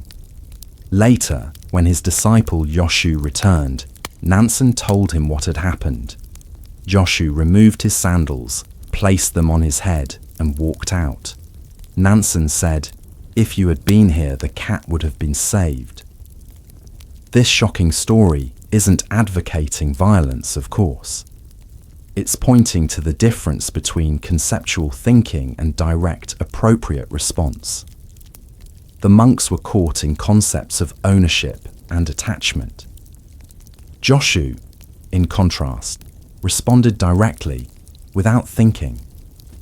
An expression of awareness, unconstrained by conceptual thought.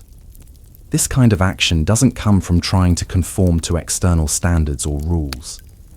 It comes from recognizing what we truly are and allowing that recognition to inform our engagement with life. It's not about trying to be a good person according to some external standard. It's about expressing our true nature, which naturally manifests as kindness, compassion, and appropriate response. And this expression doesn't require effort or struggle. On the contrary, it has a quality of ease and flow. There's a naturalness to it, like water flowing downhill. or fire rising upward. It's not something we have to force or maintain. It's what naturally happens when we recognize what we are and allow that recognition to inform our actions. This understanding also transforms how we relate to our path of growth and development. When we're identified with the separate self, spiritual practice can become another form of self-improvement, another attempt to fix or complete ourselves. We practice in order to become more peaceful, more enlightened, more spiritual, reinforcing the very sense of lack and separation that causes suffering in the first place. But from the perspective of non-duality, of recognizing ourselves as awareness, practice takes on a different meaning. It's not about becoming something we're not. It's about recognizing what we already are and allowing the obstructions to that recognition to naturally dissolve. It's like the sun that's always shining above the clouds. The sun doesn't need to become more sunny or more present. It's already fully here, fully radiant. Practice is about allowing the clouds to disperse so that the sun's natural radiance can shine through unobstructed. And this brings us to one of the most beautiful paradoxes of spiritual awakening, the recognition that there's nowhere to go and nothing to attain, because what we're seeking is what we already are. From the perspective of the separate self, this can sound like a cop-out or a denial of the need for practice and growth. But from the perspective of direct seeing, of recognizing awareness as our true nature, it's the most profound truth that what we've been seeking through all our striving and struggling has been here all along, hidden in plain sight. This doesn't mean we stop practicing or growing. On the contrary, practice continues, perhaps with even more dedication and joy. But the motivation changes. We're no longer practicing to become something we're not. We're practicing to express more fully, more clearly what we already are. And this shift in motivation transforms the entire tone and feeling of practice. There's a lightness to it, a joy, a sense of homecoming rather than striving to reach a distant goal. We're not trying to get somewhere else. We're discovering the extraordinary in the ordinary, the sacred in the everyday, the boundless in the apparent boundaries of our human life. This is the heart of Zen practice, not seeking something special or extraordinary, but recognizing the extraordinariness of what's already here, of ordinary mind, of everyday activities infused with awareness and presence. And this recognition is available in every moment, when we're washing dishes, walking down the street, having a conversation, dealing with challenges, celebrating joys.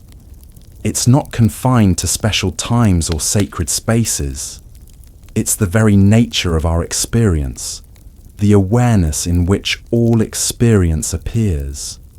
There's a famous Zen story about a monk who asked his master, "What is the Buddha?"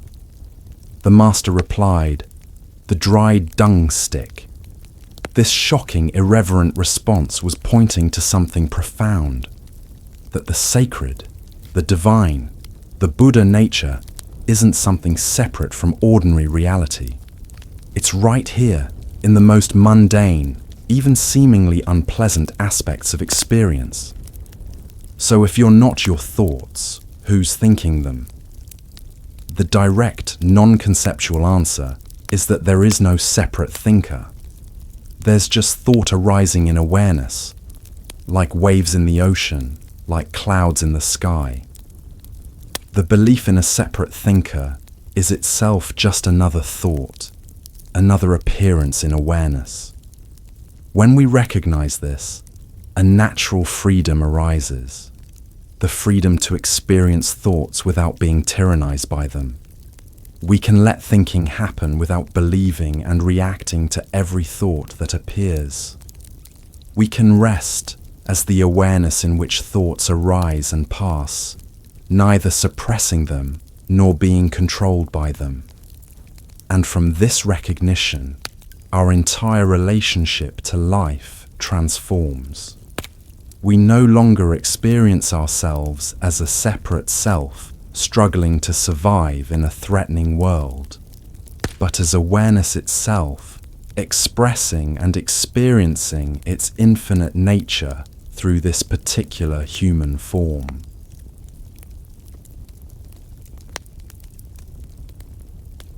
We still experience the full range of human thoughts, emotions, and challenges, but we experience them differently, as appearances within awareness rather than defining who we are. And this difference makes all the difference. It's the difference between suffering and peace, between struggle and ease, between isolation and connection, not because our circumstances necessarily change, but because our relationship to our circumstances fundamentally shifts. And this shift is available right now, in this very moment. It doesn't require special conditions or experiences. It only requires a willingness to look directly at the nature of awareness itself, to recognize what you already are beneath all the layers of thought and self-concept. So let's take a moment to simply rest as awareness, to notice what's already here, but typically overlooked in our absorption with the content of experience. Notice the awareness that's hearing these words, that feels the sensations in your body, that notices the sounds in your environment. Notice that this awareness isn't located anywhere specific. It has no boundaries, no edges, no center or periphery. It's just this open, boundless presence in which all experience appears. And notice that this awareness doesn't require effort or struggle. It's effortlessly present, effortlessly aware. You don't have to try to be aware. You are awareness. It's what you already are, beneath all the layers of identification and belief. This recognition is the heart of Zen Buddhism, not as a philosophy to believe in or a teaching to understand, but as a direct seeing of what's already the case. It's as simple and as profound as recognizing the awareness that you are, the awareness in which all experience appears. From this recognition, a natural ease and joy begin to infuse our life. Not the conditional happiness that depends on getting what we want and avoiding what we don't want, but the unconditional joy of being itself, of awareness expressing and experiencing its own infinite nature through this particular human form.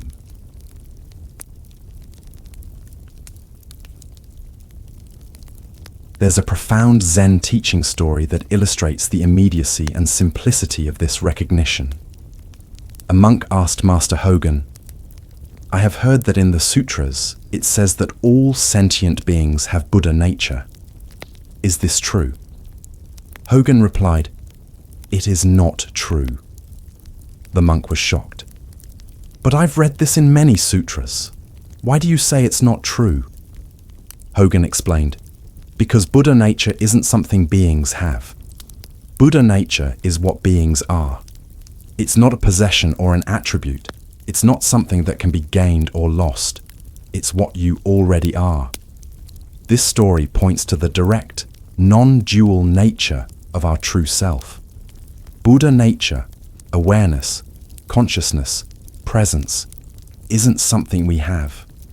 It's what we are. It's not separate from us, not something to attain or achieve. It's our very essence, the ground of our being, available in every moment if we simply recognize it. And this joy is available right now, in this very moment. It doesn't require special circumstances or achievements. It only requires recognizing what you already are. The awareness that's been here all along, hidden in plain sight. So as you drift into sleep tonight, allow this recognition to be your companion. Rest as awareness rather than struggling with thoughts. Allow thinking to happen without getting caught in its stories and dramas. And notice the peace that arises naturally when you recognize what you are. Not a separate self defined by your thoughts, but the boundless awareness in which all experience appears. In this recognition, there's a profound rest, deeper than sleep, more refreshing than any relaxation technique. It's the rest of coming home to what you already are, to the awareness that's been here all along, to the peace that's your true nature. Zen Buddhism offers a beautiful koan, or teaching riddle, that points to this restful nature of awareness. What is your original face before your parents were born? This isn't asking about physical appearance or ancestry. It's pointing to what you are prior to birth and death, prior to all conditions and circumstances. The awareness that was here before the body, before the personal self, before all concepts and identities. This original face, this primordial awareness, doesn't come and go with states of consciousness. It's present in waking, in dreaming, and in deep sleep. Only in deep sleep thought subsides completely, and what remains is pure awareness, unseparated from its content, experiencing itself as undifferentiated peace and fullness. And from this rest, both sleep and waking life are transformed.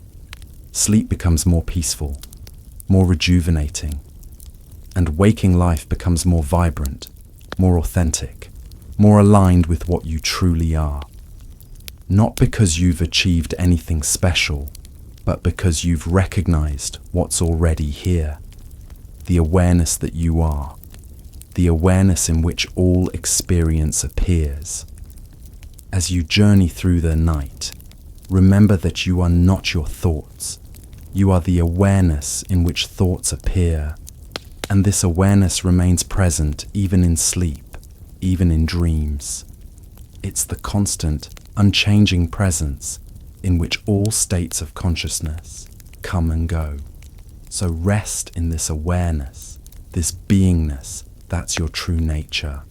Allow the body to sleep, allow the mind to quiet, but remain as the awareness that you are, peaceful, present, undisturbed by the changing states of consciousness.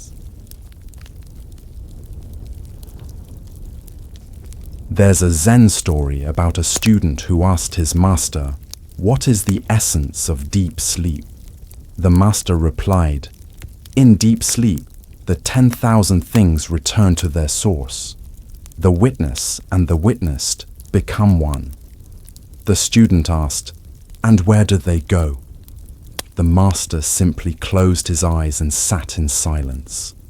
This wordless response points to something beyond concepts, that in deep sleep, the subject-object division dissolves.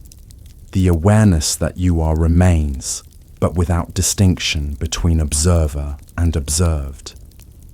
It's a taste of your true nature, of non-dual being, experienced every night but typically overlooked because there's no conscious recognition of it. But tonight, as you drift into sleep, you can do so with a different quality of attention. Not trying to stay awake or maintain consciousness, but simply recognizing the awareness that remains present through all states. And with this recognition, sleep can become not just a period of rest for the body and mind, but a return to your source, to the boundless awareness that you are. And when you wake in the morning, bring this same recognition with you into your day. Notice the awareness that's present in every experience, the awareness that doesn't come and go with thoughts or emotions or activities.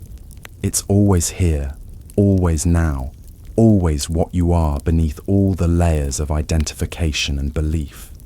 This is the profound gift of Zen Buddhism, not a new belief or concept, but a direct pointing to what you already are, to the awareness that's been here all along, to the peace that's your true nature.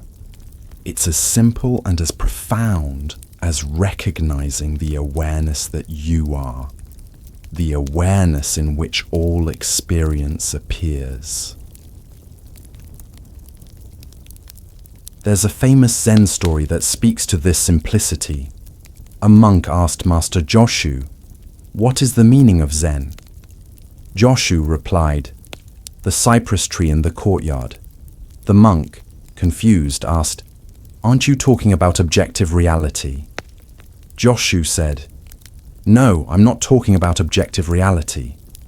"Then what is the meaning of Zen?" The monk persisted. Joshu again replied, "The cypress tree in the courtyard." What Joshu was pointing to is that Zen isn't about philosophical concepts or special states. It's about direct experience, the cypress tree as it is, not as we think about it. It's about recognizing the awareness in which the cypress tree appears, the awareness that you are. And from this recognition, your entire life is transformed.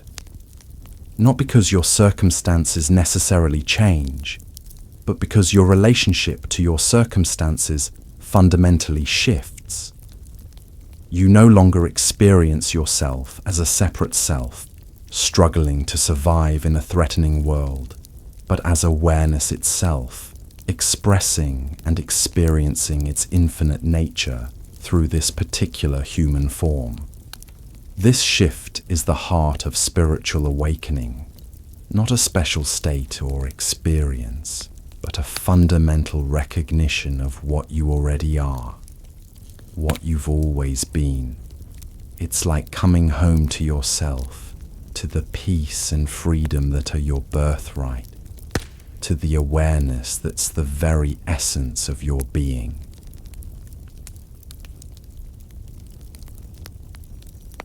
In one of the most profound Zen stories, a monk approached Master Huineng, the sixth patriarch, and said, "I have been practicing meditation for many years, but my mind is still not pacified. Please give me a method to pacify my mind." Huineng replied, "Bring me your mind, and I will pacify it for you." After a long silence, the monk said, "I have searched for my mind, but I cannot find it." "There," said Huineng, "I have pacified it for you." This exchange cut straight to the heart of our exploration.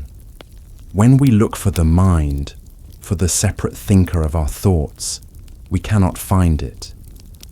And in that recognition, peace naturally arises, not because the mind has been controlled or silenced, but because we've seen through the illusion of a separate self that needs to be pacified. So as you drift into sleep, let go of all effort and struggle.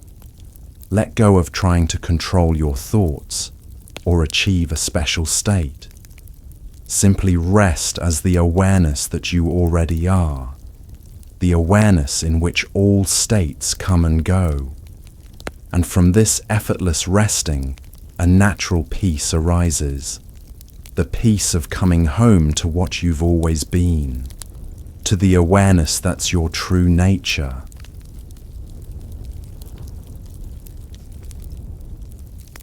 In Zen, there's a beautiful metaphor about polishing a mirror. We spend years polishing, thinking we need to make the mirror more reflective, more clear. But one day we realized there was never any dust on the mirror. What we thought was dust was actually part of the reflection. The mirror itself, awareness, was always perfectly clear, perfectly reflective. In the same way, we spend years trying to perfect ourselves, thinking we need to become more peaceful, more enlightened, more spiritual. But one day we realize there was never anything wrong with what we are. The sense of lack or imperfection was itself just another thought, another appearance in the perfectly clear awareness that we already are. This recognition doesn't mean we stop growing or learning, but it transforms the entire tone and feeling of our path. We're no longer striving to become something we're not. We're expressing more fully, more clearly, what we already are. And this shift brings a profound relief, a deep relaxation of the struggle that's characterized so much of our journey. So rest in this recognition tonight. Rest as the awareness that you already are, the awareness in which all experience appears. And from this resting, allow sleep to come naturally, peacefully, as another expression of the awareness that's your true nature. There's a Zen saying, the mind is like water. When it's turbulent, it's difficult to see. When it's calm, everything becomes clear. As you prepare for sleep, allow your mind to settle like water becoming still, not through effort or control, but through recognition of the awareness in which all turbulence appears. In the depths of sleep, in the quiet of dreams, in the stillness of dreamless rest, awareness remains. It's the constant presence in which all states come and go. And recognizing this awareness as what you are brings a profound peace. The peace of coming home to yourself, to the truth that's been here all along. This recognition doesn't require effort or achievement. It's not something you attain through struggle or discipline. It's what you already are, what you've always been. It's the awareness that's hearing these words right now, that feels the sensations in your body, that notices the sounds in your environment. And this awareness doesn't come and go with thoughts or emotions or activities. It's always here, always now, always what you are beneath all the layers of identification and belief. It's the constant presence in which all experience appears, waking, dreaming, sleeping, all states of consciousness.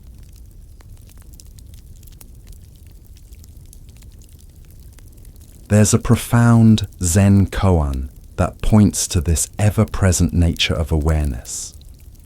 Show me your face before you were born. This isn't asking about physical appearance or past lives. It's pointing to the awareness that transcends birth and death. That's always here, regardless of the changing states of the body and mind. So as you rest tonight, let go of all effort and struggle. Let go of trying to control your thoughts or achieve a special state. Simply rest as the awareness that you already are, the awareness in which all states come and go. And from this effortless resting, a natural peace arises, the peace of coming home to what you've always been, to the awareness that's your true nature. The Buddha described this peace as nirvana, not a distant heaven or special state, but the natural peace that arises when we no longer resist what is, when we recognize what we truly are, beneath all the layers of conditioning and belief. It's available right now, in this very moment. It doesn't require special circumstances or achievements. It only requires recognizing what you already are, the awareness that's been here all along, hidden in plain sight. So rest in this recognition tonight. Rest as the awareness that you already are, the awareness in which all experience appears. And from this resting, allow sleep to come naturally, peacefully, as another expression of the awareness that's your true nature.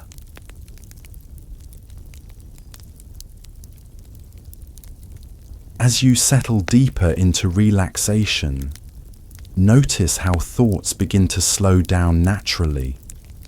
This isn't because you're controlling or suppressing them, but because you're no longer fueling them with attention and identification.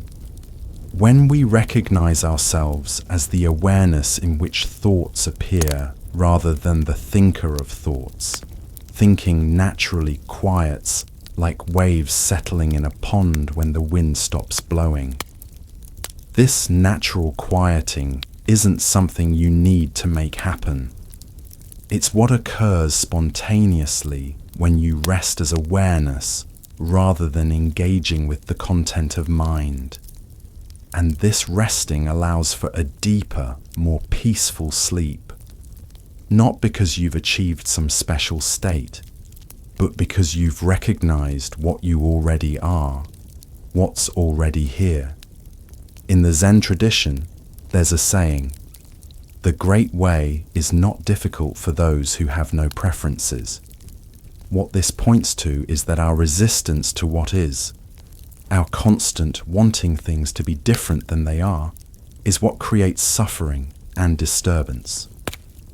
When we rest as awareness, accepting what is without preference or resistance, a natural peace arises. This doesn't mean we become passive or indifferent. It means we act from clarity rather than confusion, from love rather than fear, from wholeness rather than fragmentation.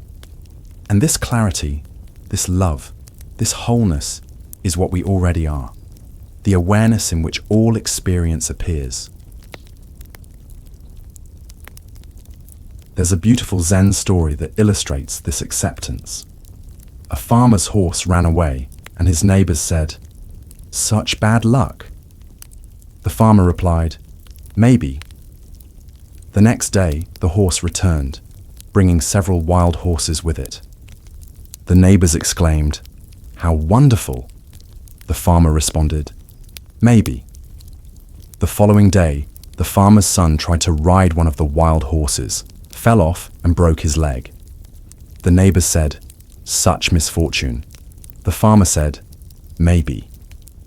The next day, military officials came to draft young men into the army, but they passed over the son because of his broken leg. The neighbors said, "How fortunate." The farmer replied, "Maybe." This story reveals a mind that rests in awareness rather than being caught in the constant judgments and reactions of thought. The farmer isn't denying the reality of events. He's simply not adding the extra layer of mental evaluation, the good or bad, that creates emotional turbulence. He's responding from a place of equanimity, from the recognition that he doesn't know the full unfolding of causes and effects, and that what seems bad may lead to good, and vice versa. This equanimity, this peace amidst the constantly changing circumstances of life, is available to all of us when we recognize ourselves as awareness, rather than being identified with the content of thought. It's not something we achieve or attain. It's what we already are, what's already here when we stop resisting what is.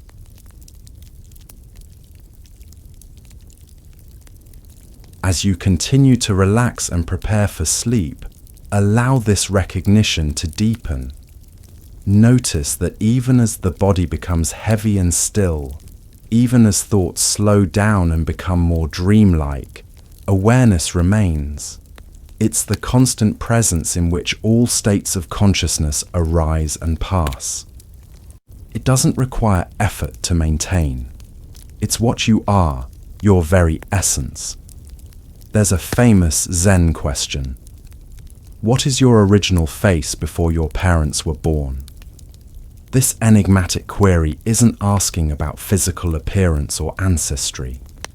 It's pointing to what you are prior to birth and death, prior to all conditions and circumstances, the awareness that has no beginning or end, that's present now as the knowing of these words. As sleep approaches, you might notice that the boundary between wakefulness and sleep becomes blurry. Thoughts may become more dreamlike, less coherent. The sense of the body might begin to dissolve. But throughout this transition, awareness remains. It's the context in which all these changes appear, the knowing presence that doesn't itself change. This is a beautiful opportunity to recognize that awareness isn't dependent on the waking state. It doesn't disappear in sleep or in dreams. It's the constant presence in which all states arise and pass. And recognizing this continuity of awareness brings a profound peace and trust. The recognition that what you essentially are doesn't come and go with states of consciousness.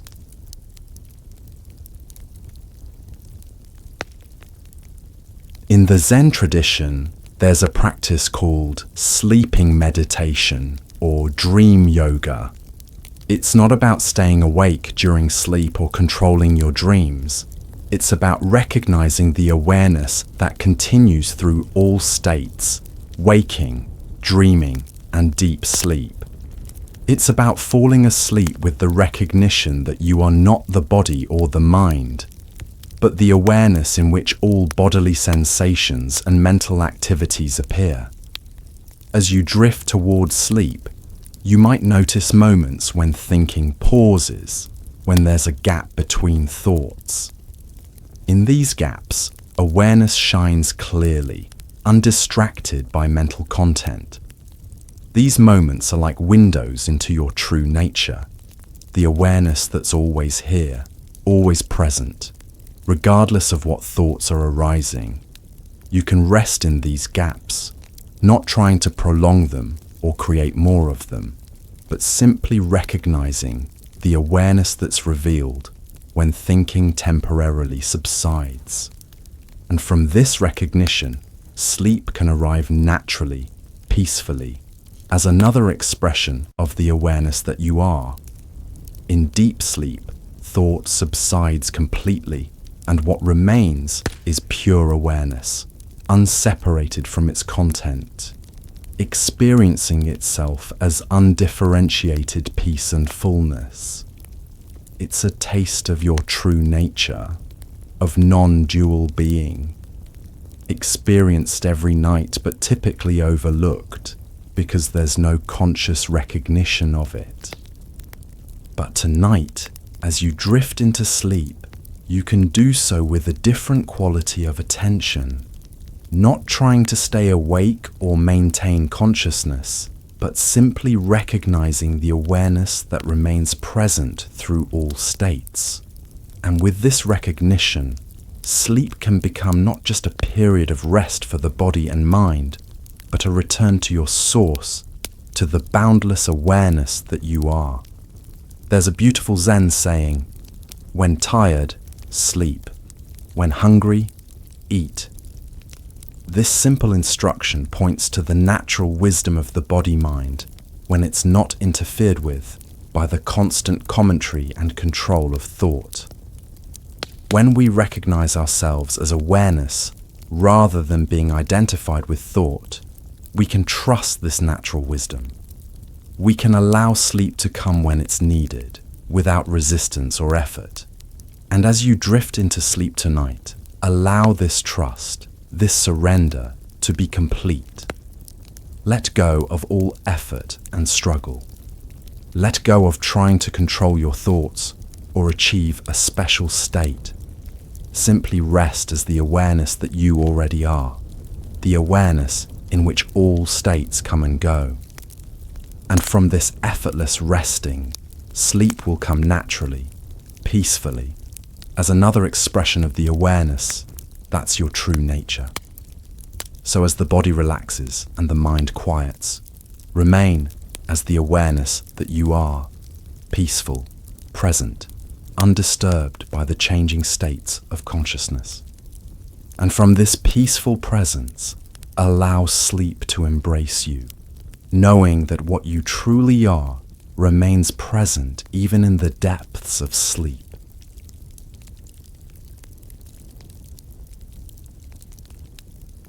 There's a Zen story about a student who asked his master, "What is the essence of sleep?"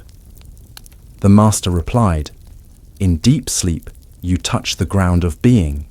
You return to your source."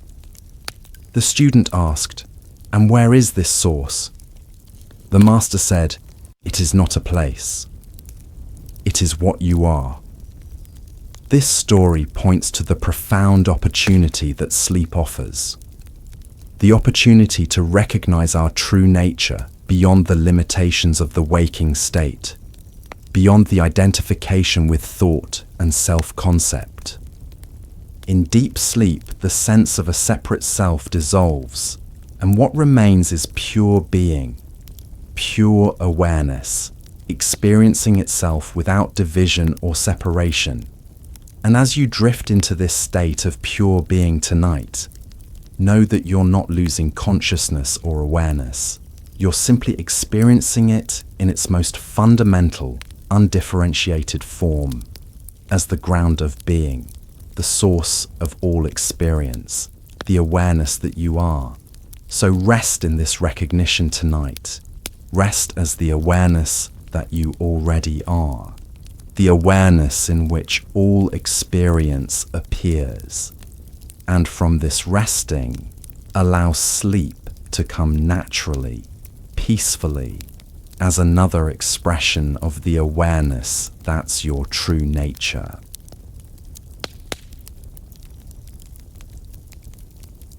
The great Zen master Dogen wrote, "To study the Buddha way is to study the self.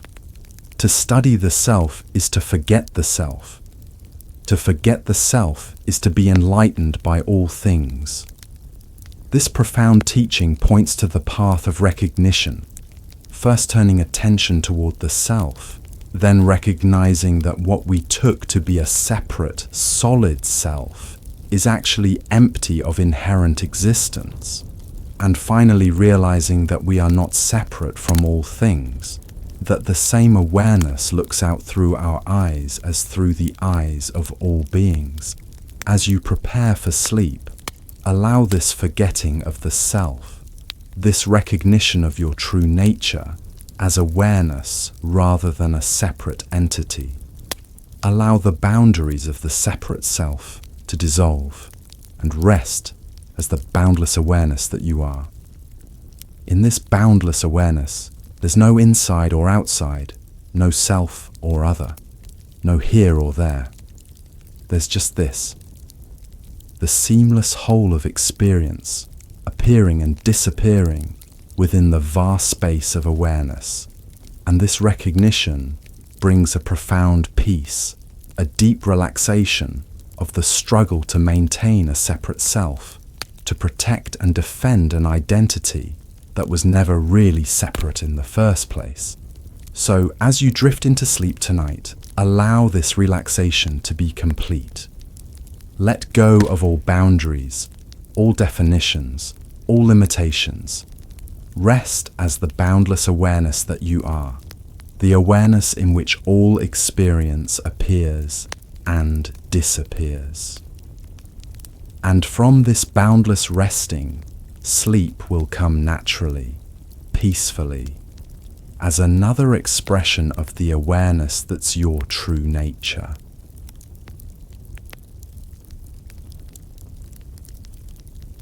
In the depths of sleep, in the quiet of dreams, in the stillness of dreamless rest, awareness remains. It's the constant presence in which all states come and go. And recognizing this awareness as what you are brings a profound peace, the peace of coming home to yourself, to the truth that's been here all along. This peace is your natural state, your birthright, what you truly are beneath all the layers of conditioning and belief. It's not something you need to acquire or achieve. It's what's revealed when all the layers of misidentification fall away, when you recognize yourself as the awareness in which all experience appears, rather than any particular appearance within awareness. So rest in this recognition tonight. Rest as the awareness that you already are, the awareness in which all states come and go.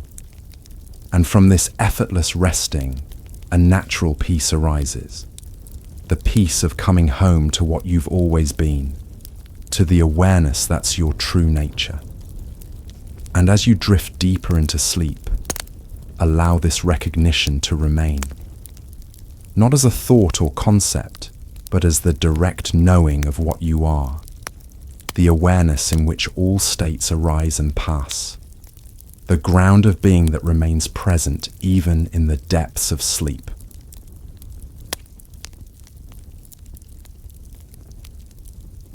As we settle deeper into our exploration of the mind, let's examine the fundamental Zen insight about thoughts and the observer.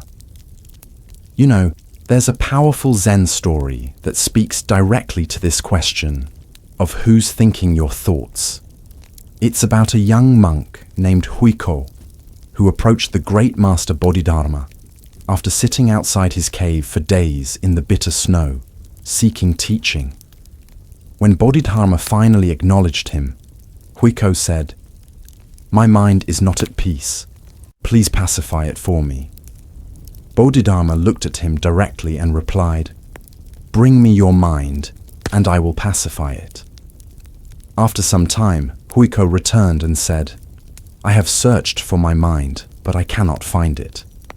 To which Bodhidharma responded, "There, I have pacified it for you." This story strikes right at the heart of what we've been exploring.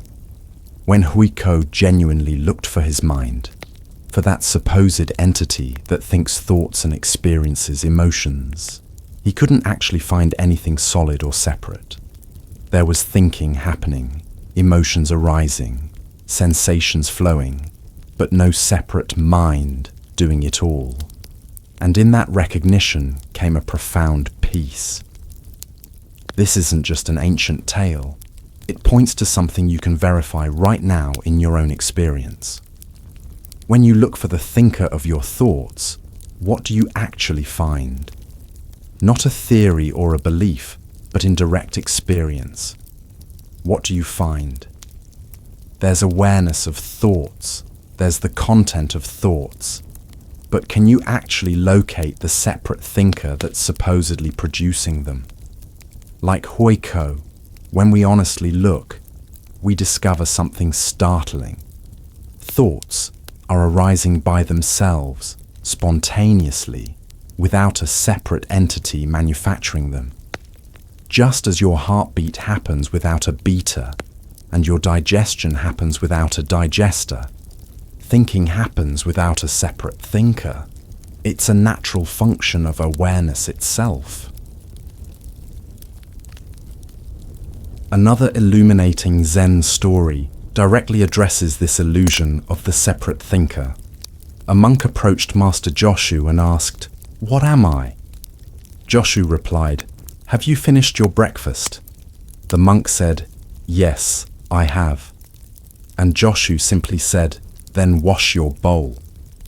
This response might seem mundane, even dismissive, but Joshu was pointing to something profound.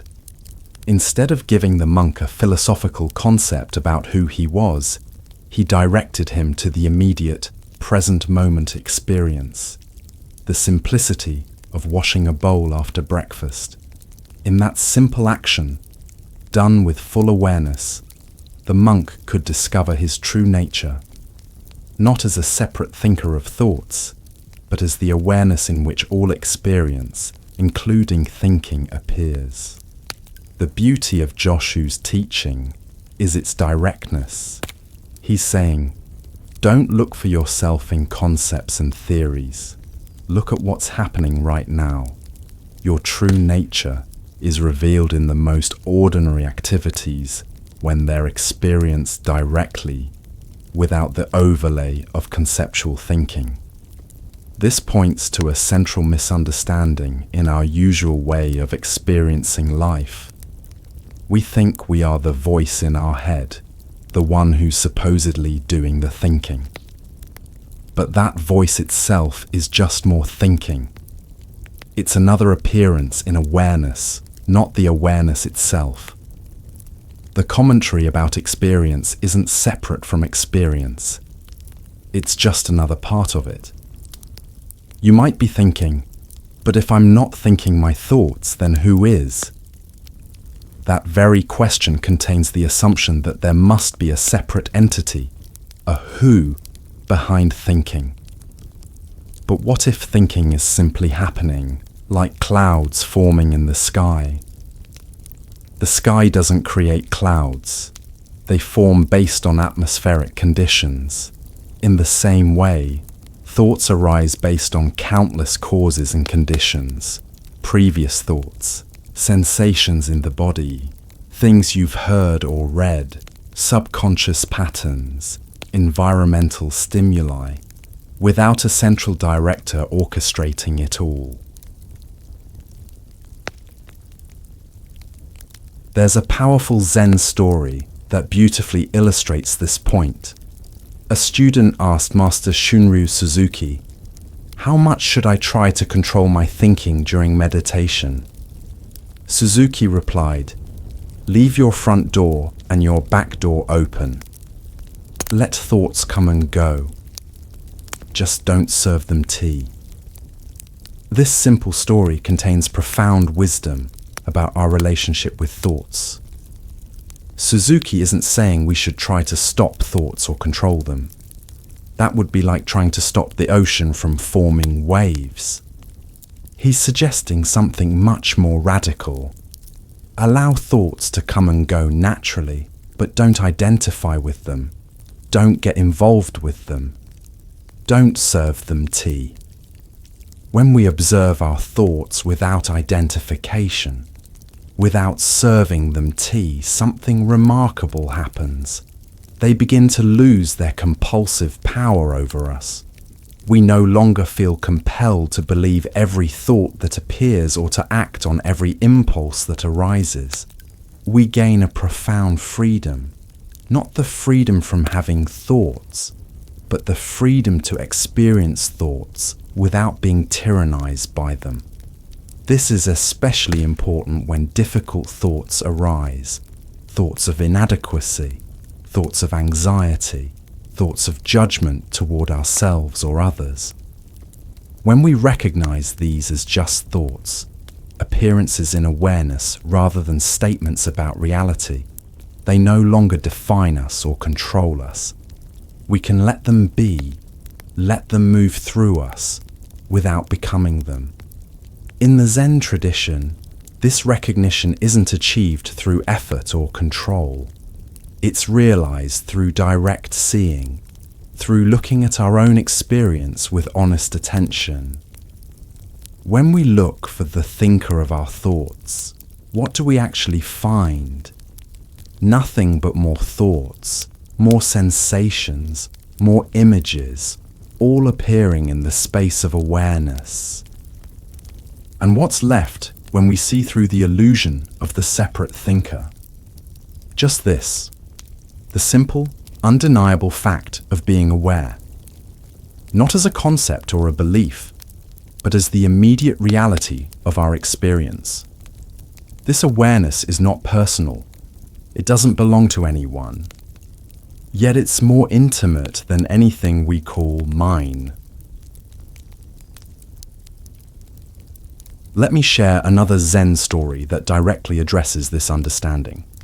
A monk asked Master Ummon, "What is the self that's beyond all thinking?" Ummon replied, "The mountains, the rivers, the whole earth." The monk, confused, asked, "But how can those be the self?" Ummon said, "If you want to know the self beyond thinking, look at the mountains, the rivers, and the whole earth. That is your true face." Ummon wasn't speaking metaphorically or poetically. He was pointing to the direct experience that awareness, what we truly are, isn't confined to the boundaries of what we call me. It's not limited to the body or the personal mind. It's the boundless space in which all experience appears, including mountains, rivers, and the whole earth. When we identify exclusively with our thoughts, we experience ourselves as a separate self confined to a particular body and mind. But when we recognize ourselves as awareness, the sense of separation dissolves. We still experience thoughts, sensations, perceptions, but we experience them as appearances within awareness rather than defining who we are. This understanding transforms every aspect of our experience. Thoughts no longer appear as my thoughts, but simply as movements within the field of awareness. Emotions no longer define who we are, but are seen as temporary energetic expressions arising and passing. Even the body is experienced not as a separate object, but as a constellation of sensations appearing in awareness. And this recognition isn't a special state or experience. It's what's already here, what's always been here. It's the awareness that feels the sensations in your body, that hears the sounds in your environment. It's not something to achieve or attain. It's what you already are, beneath all the layers of thought and self-concept.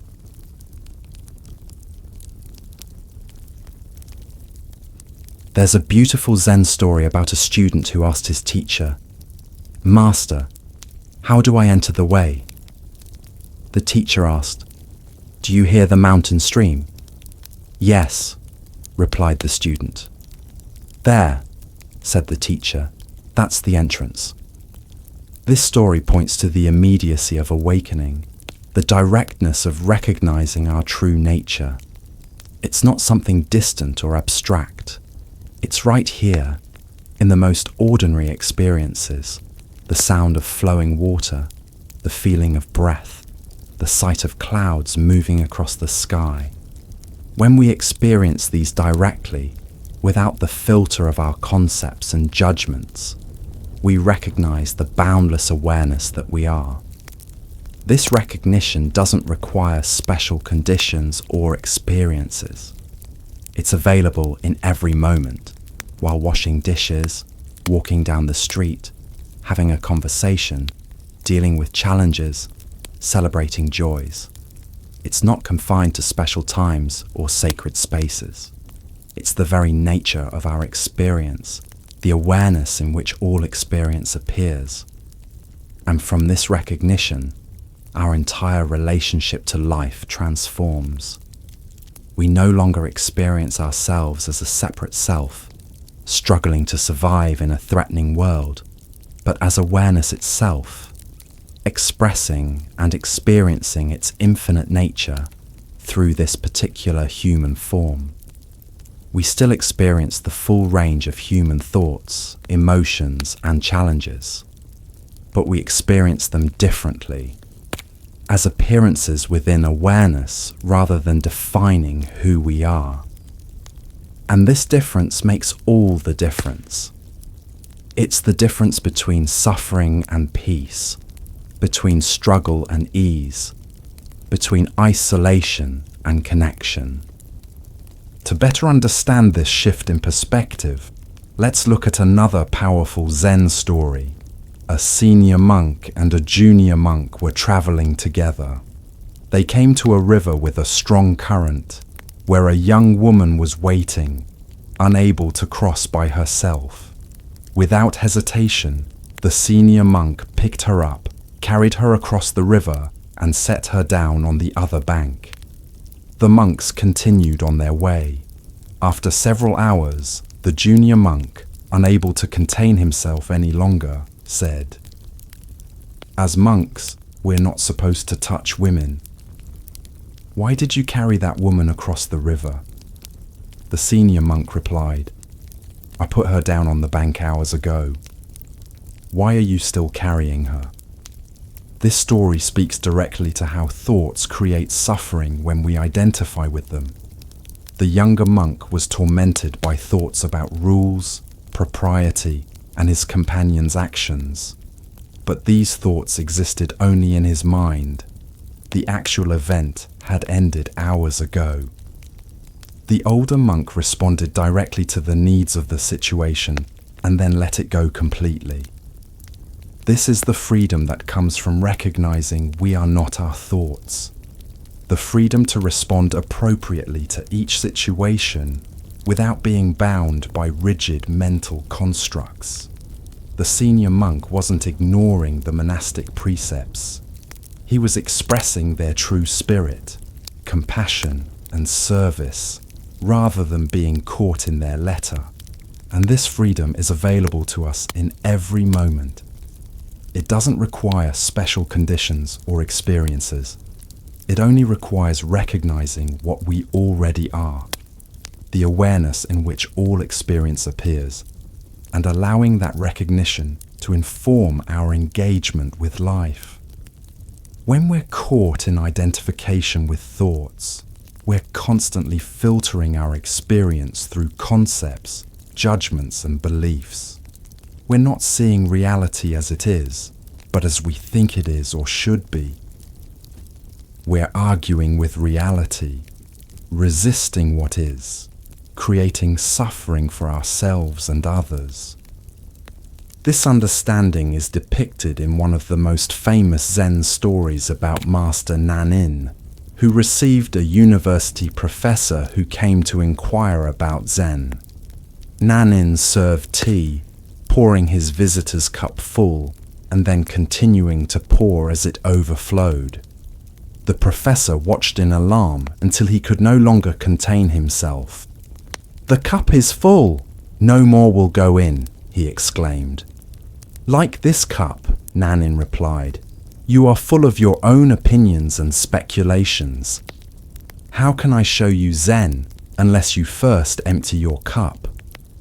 This story directly addresses how our preconceptions and beliefs, our thoughts about reality, can prevent us from seeing what's right in front of us.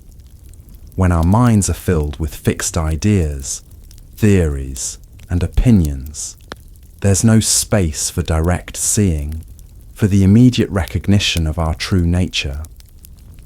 Emptying the cup doesn't mean getting rid of all thoughts or becoming blank-minded. It means recognizing thoughts as just thoughts, not truths, not reality, not who we are. It means creating space around our beliefs and opinions, holding them lightly rather than gripping them tightly as if our identity depended on them. And from this spaciousness, this emptiness, a new kind of seeing becomes possible. Not the conceptual understanding of the thinking mind, but the direct recognition of awareness itself, of what we are prior to all thoughts and beliefs. In the Buddhist tradition, this is often referred to as beginner's mind, a mind that's fresh, open, receptive, not limited by preconceptions and habitual patterns. As the Zen master Shunryu Suzuki famously said, "In the beginner's mind there are many possibilities. In the expert's mind there are few." This beginner's mind is available in every moment. It doesn't require years of practice or study. It only requires a willingness to let go of what we think we know and to look directly at what's here, at the awareness that we are beneath all the layers of thought and self-concept. Another profound Zen story illustrates this point perfectly. A monk asked his teacher, "Master, I've been meditating for years but still feel caught in my thoughts. How do I free myself?" The teacher picked up a cup and asked, "Do you see this cup?" "Yes," replied the monk. "Is your mind separate from the cup?" asked the teacher. As the monk pondered this question, the teacher suddenly dropped the cup, shattering it on the floor. The monk gasped, "Where is your mind now?" asked the teacher. In that moment, the monk experienced a profound awakening. When the cup shattered, his thinking mind stopped momentarily. In that gap between thoughts, he recognized his true nature, the awareness that's always present, always here, regardless of what thoughts are arising. This story points to a simple but profound truth. Our true nature is revealed in the gaps between thoughts. In those moments of mental silence, when we're startled, when we're absorbed in beauty, when we're fully engaged in an activity, the thinking mind momentarily stops, and our essential nature as awareness shines through unobstructed. These gaps happen naturally throughout our day, but we typically overlook them because we're so identified with the content of our experience. But with a slight shift of attention, we can notice these moments of pure awareness. The awareness that's always here, always present, regardless of what thoughts are arising.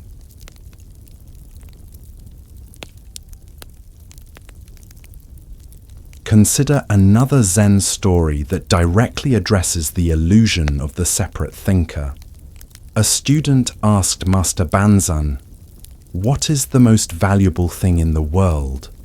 The master replied, "The head of a dead cat." "Why is the head of a dead cat the most valuable thing in the world?" asked the perplexed student. "Because no one can put a price on it," answered Banzan. This cryptic response points to something beyond all concepts and categories. Our true nature, the awareness that we are, cannot be measured, quantified, or assigned a value. It's prior to all judgments of good and bad, valuable and worthless. It's the ground of being from which all forms arise and to which they return. This awareness isn't something mystical or transcendent. It's completely ordinary, completely present, hidden in plain sight. This recognition doesn't require effort or achievement. It's not something we attain through struggle or discipline.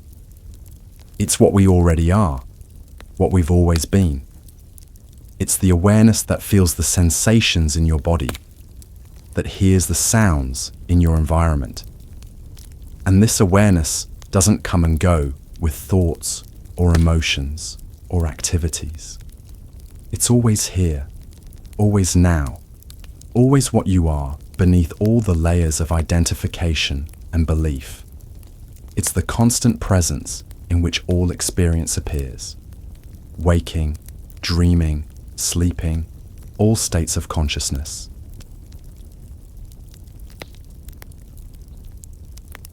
There's a powerful Zen story that speaks directly to this ever-present awareness. A monk asked Master Zhaozhou, "What is the way?" Zhaozhou replied, "Your everyday mind is the way." The monk, confused, asked, "Then how do I approach it?" "The more you try to approach it, the further away you get," answered Zhaozhou. "But if I don't try, how will I know it's the way?" persisted the monk. Zhaozhou replied, "The way doesn't belong to knowing or not knowing. Knowing is delusion, not knowing is blankness. If you truly reach the genuine way, it's like vast space, completely clear. How can you use right and wrong to argue about it?" This story points to the immediate presence of our true nature, not as something to be achieved or attained, but as what we already are, beneath all our efforts to become something else. The everyday mind Zhaozhou mentions isn't the thinking mind, the voice in our head. It's the awareness in which all thoughts, all experiences appear. And this awareness isn't something we find through effort or striving. In fact, as Zhaozhou points out, the more we try to approach it as an object of knowledge, the further away we get from recognizing it as the subject of all experience, as what we already are. This recognition isn't about achieving a special state or experience. It's about seeing what's already the case, what's been here all along, hidden in plain sight. It's like the fish finally noticing the water it's been swimming in its entire life. The water was always there, always present, but unrecognized because it was so pervasive, so fundamental to the fish's experience. In the same way, awareness is so fundamental to our experience that we typically overlook it, focusing instead on the content that appears within awareness: thoughts, emotions, sensations, perceptions. But with a simple shift of attention, we can recognize awareness itself, the context in which all content appears. One more Zen story beautifully illustrates this understanding. A monk approached Master Dogen and asked, "What is Buddha?" Dogen replied, "The mind is Buddha." The monk asked, "What if we have no mind?" Dogen answered, "Then there is no Buddha." This dialogue speaks directly to the paradox at the heart of our exploration. When Dogen says, "The mind is Buddha," he's not referring to the thinking mind, the voice in our head. He's pointing to the awareness in which all thoughts, all experiences appear. What Buddhism calls Buddha nature, our true self. And when the monk asks about having no mind, Dogen's response, "Then there is no Buddha," points to the inseparability of awareness and its contents. Our true nature isn't something separate from experience. It's the very fabric of experience itself, the awareness in which all forms arise and pass. This understanding cuts through the common misconception that spirituality is about transcending the world, escaping from thoughts and emotions, or achieving some special state separate from ordinary experience. On the contrary, it's about recognizing the extraordinary in the ordinary, the sacred in the everyday, the boundless awareness that's present in every experience. And this recognition transforms how we relate to every aspect of our experience. Thoughts no longer appear as my thoughts, but simply as movements within the field of awareness. Emotions no longer define who we are, but are seen as temporary energetic expressions arising and passing. Even the body is experienced not as a separate object, but as a constellation of sensations appearing in awareness. This doesn't mean we become detached or disconnected from life. Quite the opposite. When we're no longer caught in the trance of separation, we can engage with life more fully, more intimately, more compassionately. We're no longer defending a separate self against a threatening world. We're participating in the dance of life as awareness expressing itself in infinite forms.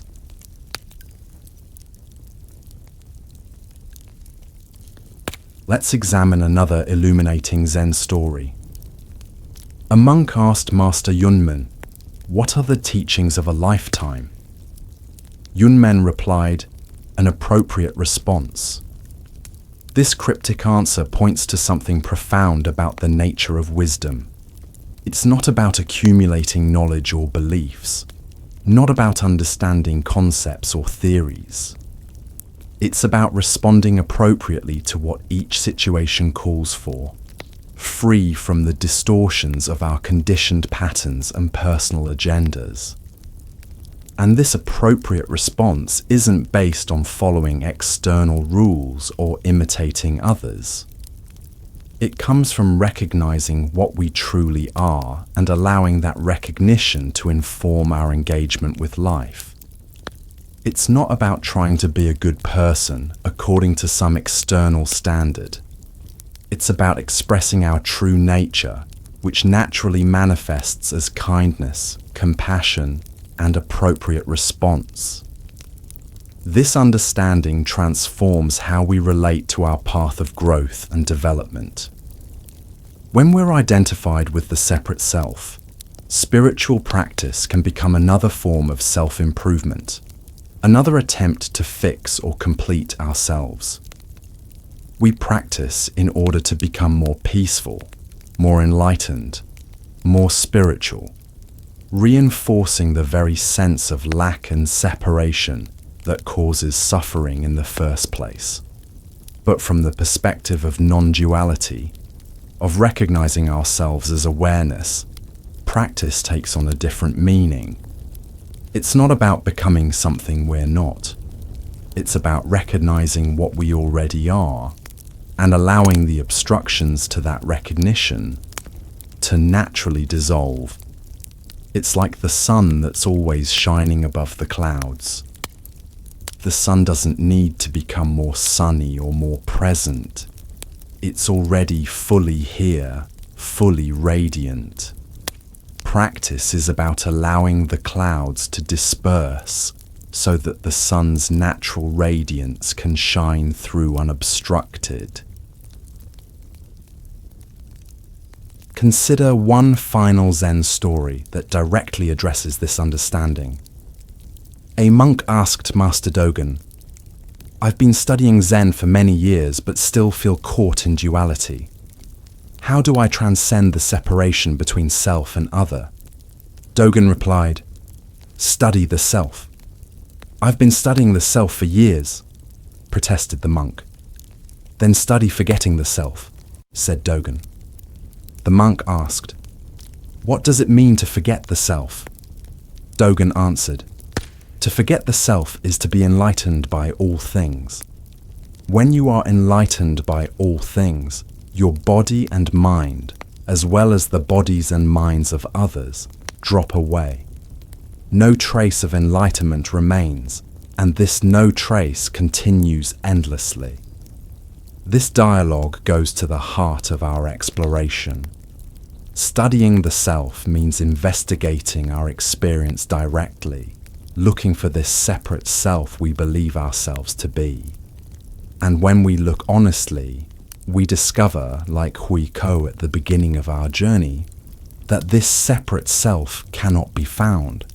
There's thinking happening, emotions arising, sensations flowing, but no separate entity doing it all. Forgetting the self doesn't mean becoming blank or mindless. It means recognizing that there's no separate self to begin with, that what we truly are is the boundless awareness in which all experience appears. And in this recognition, the sense of separation between self and other naturally dissolves.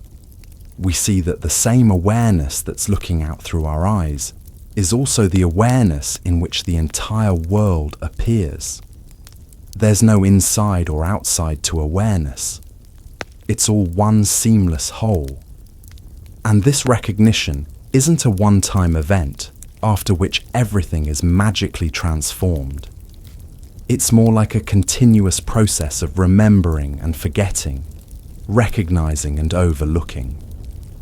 We may have glimpses of our true nature, moments of clarity when we recognize ourselves as awareness rather than being lost in thought. And then we forget again, becoming reabsorbed in the content of experience.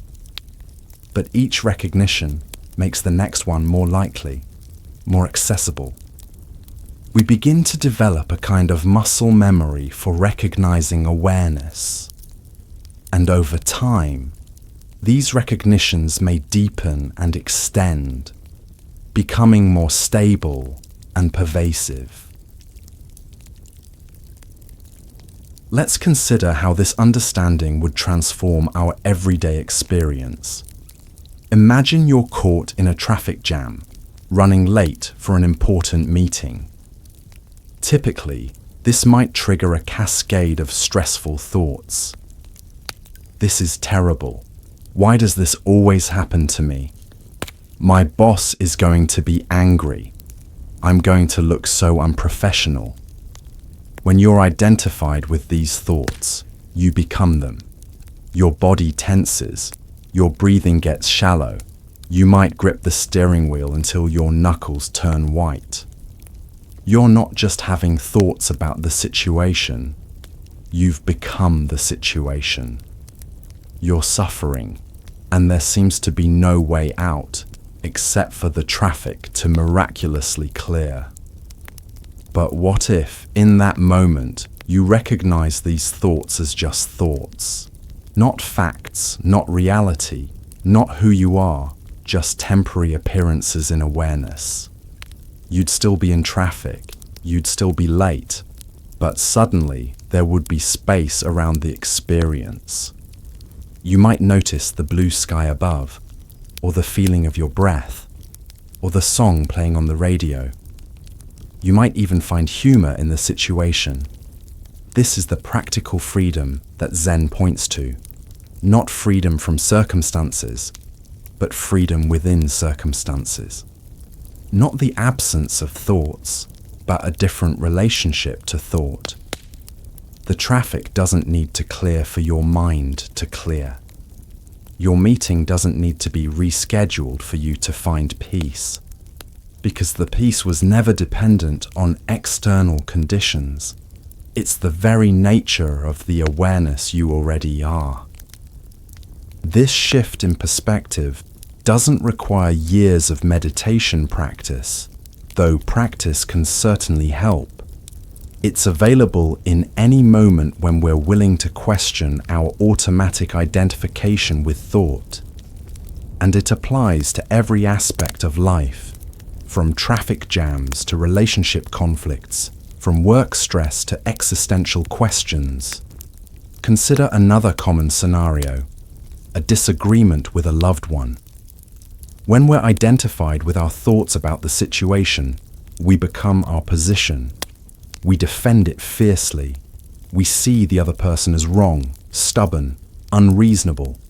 We're caught in the drama of right and wrong, win and lose.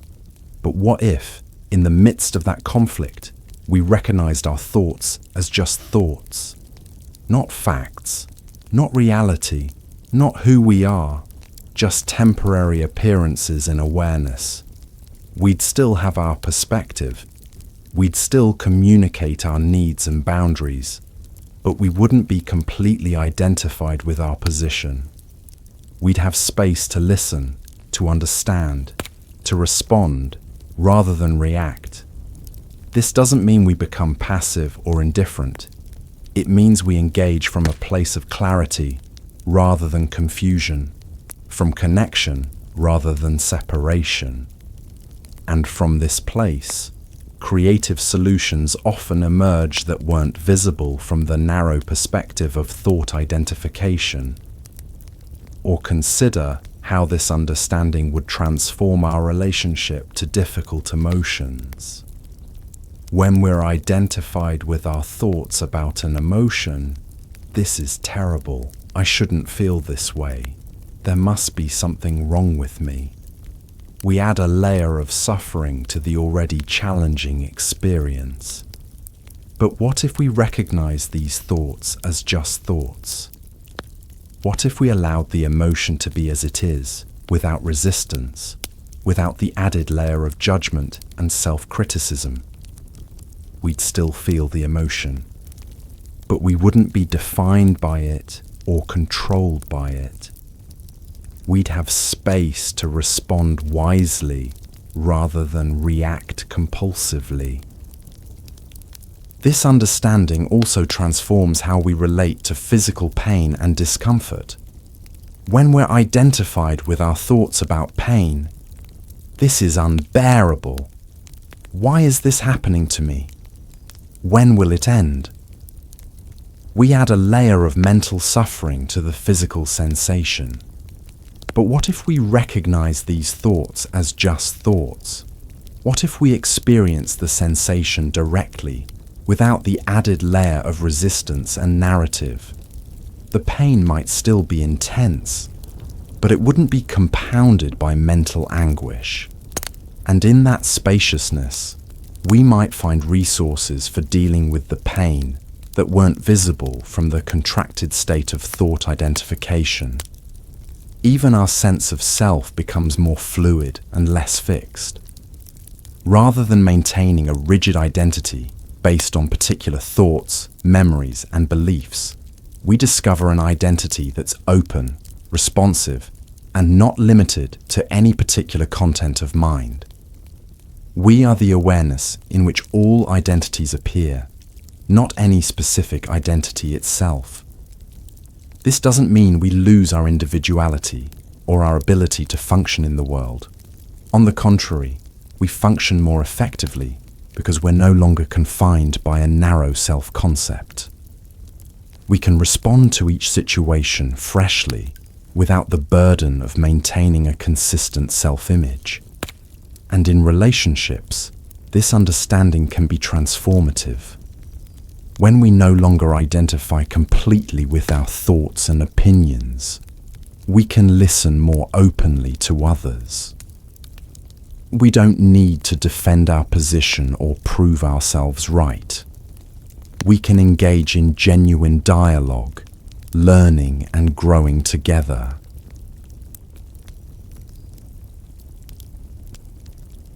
So as we journey deeper into sleep tonight, let's return to our central question.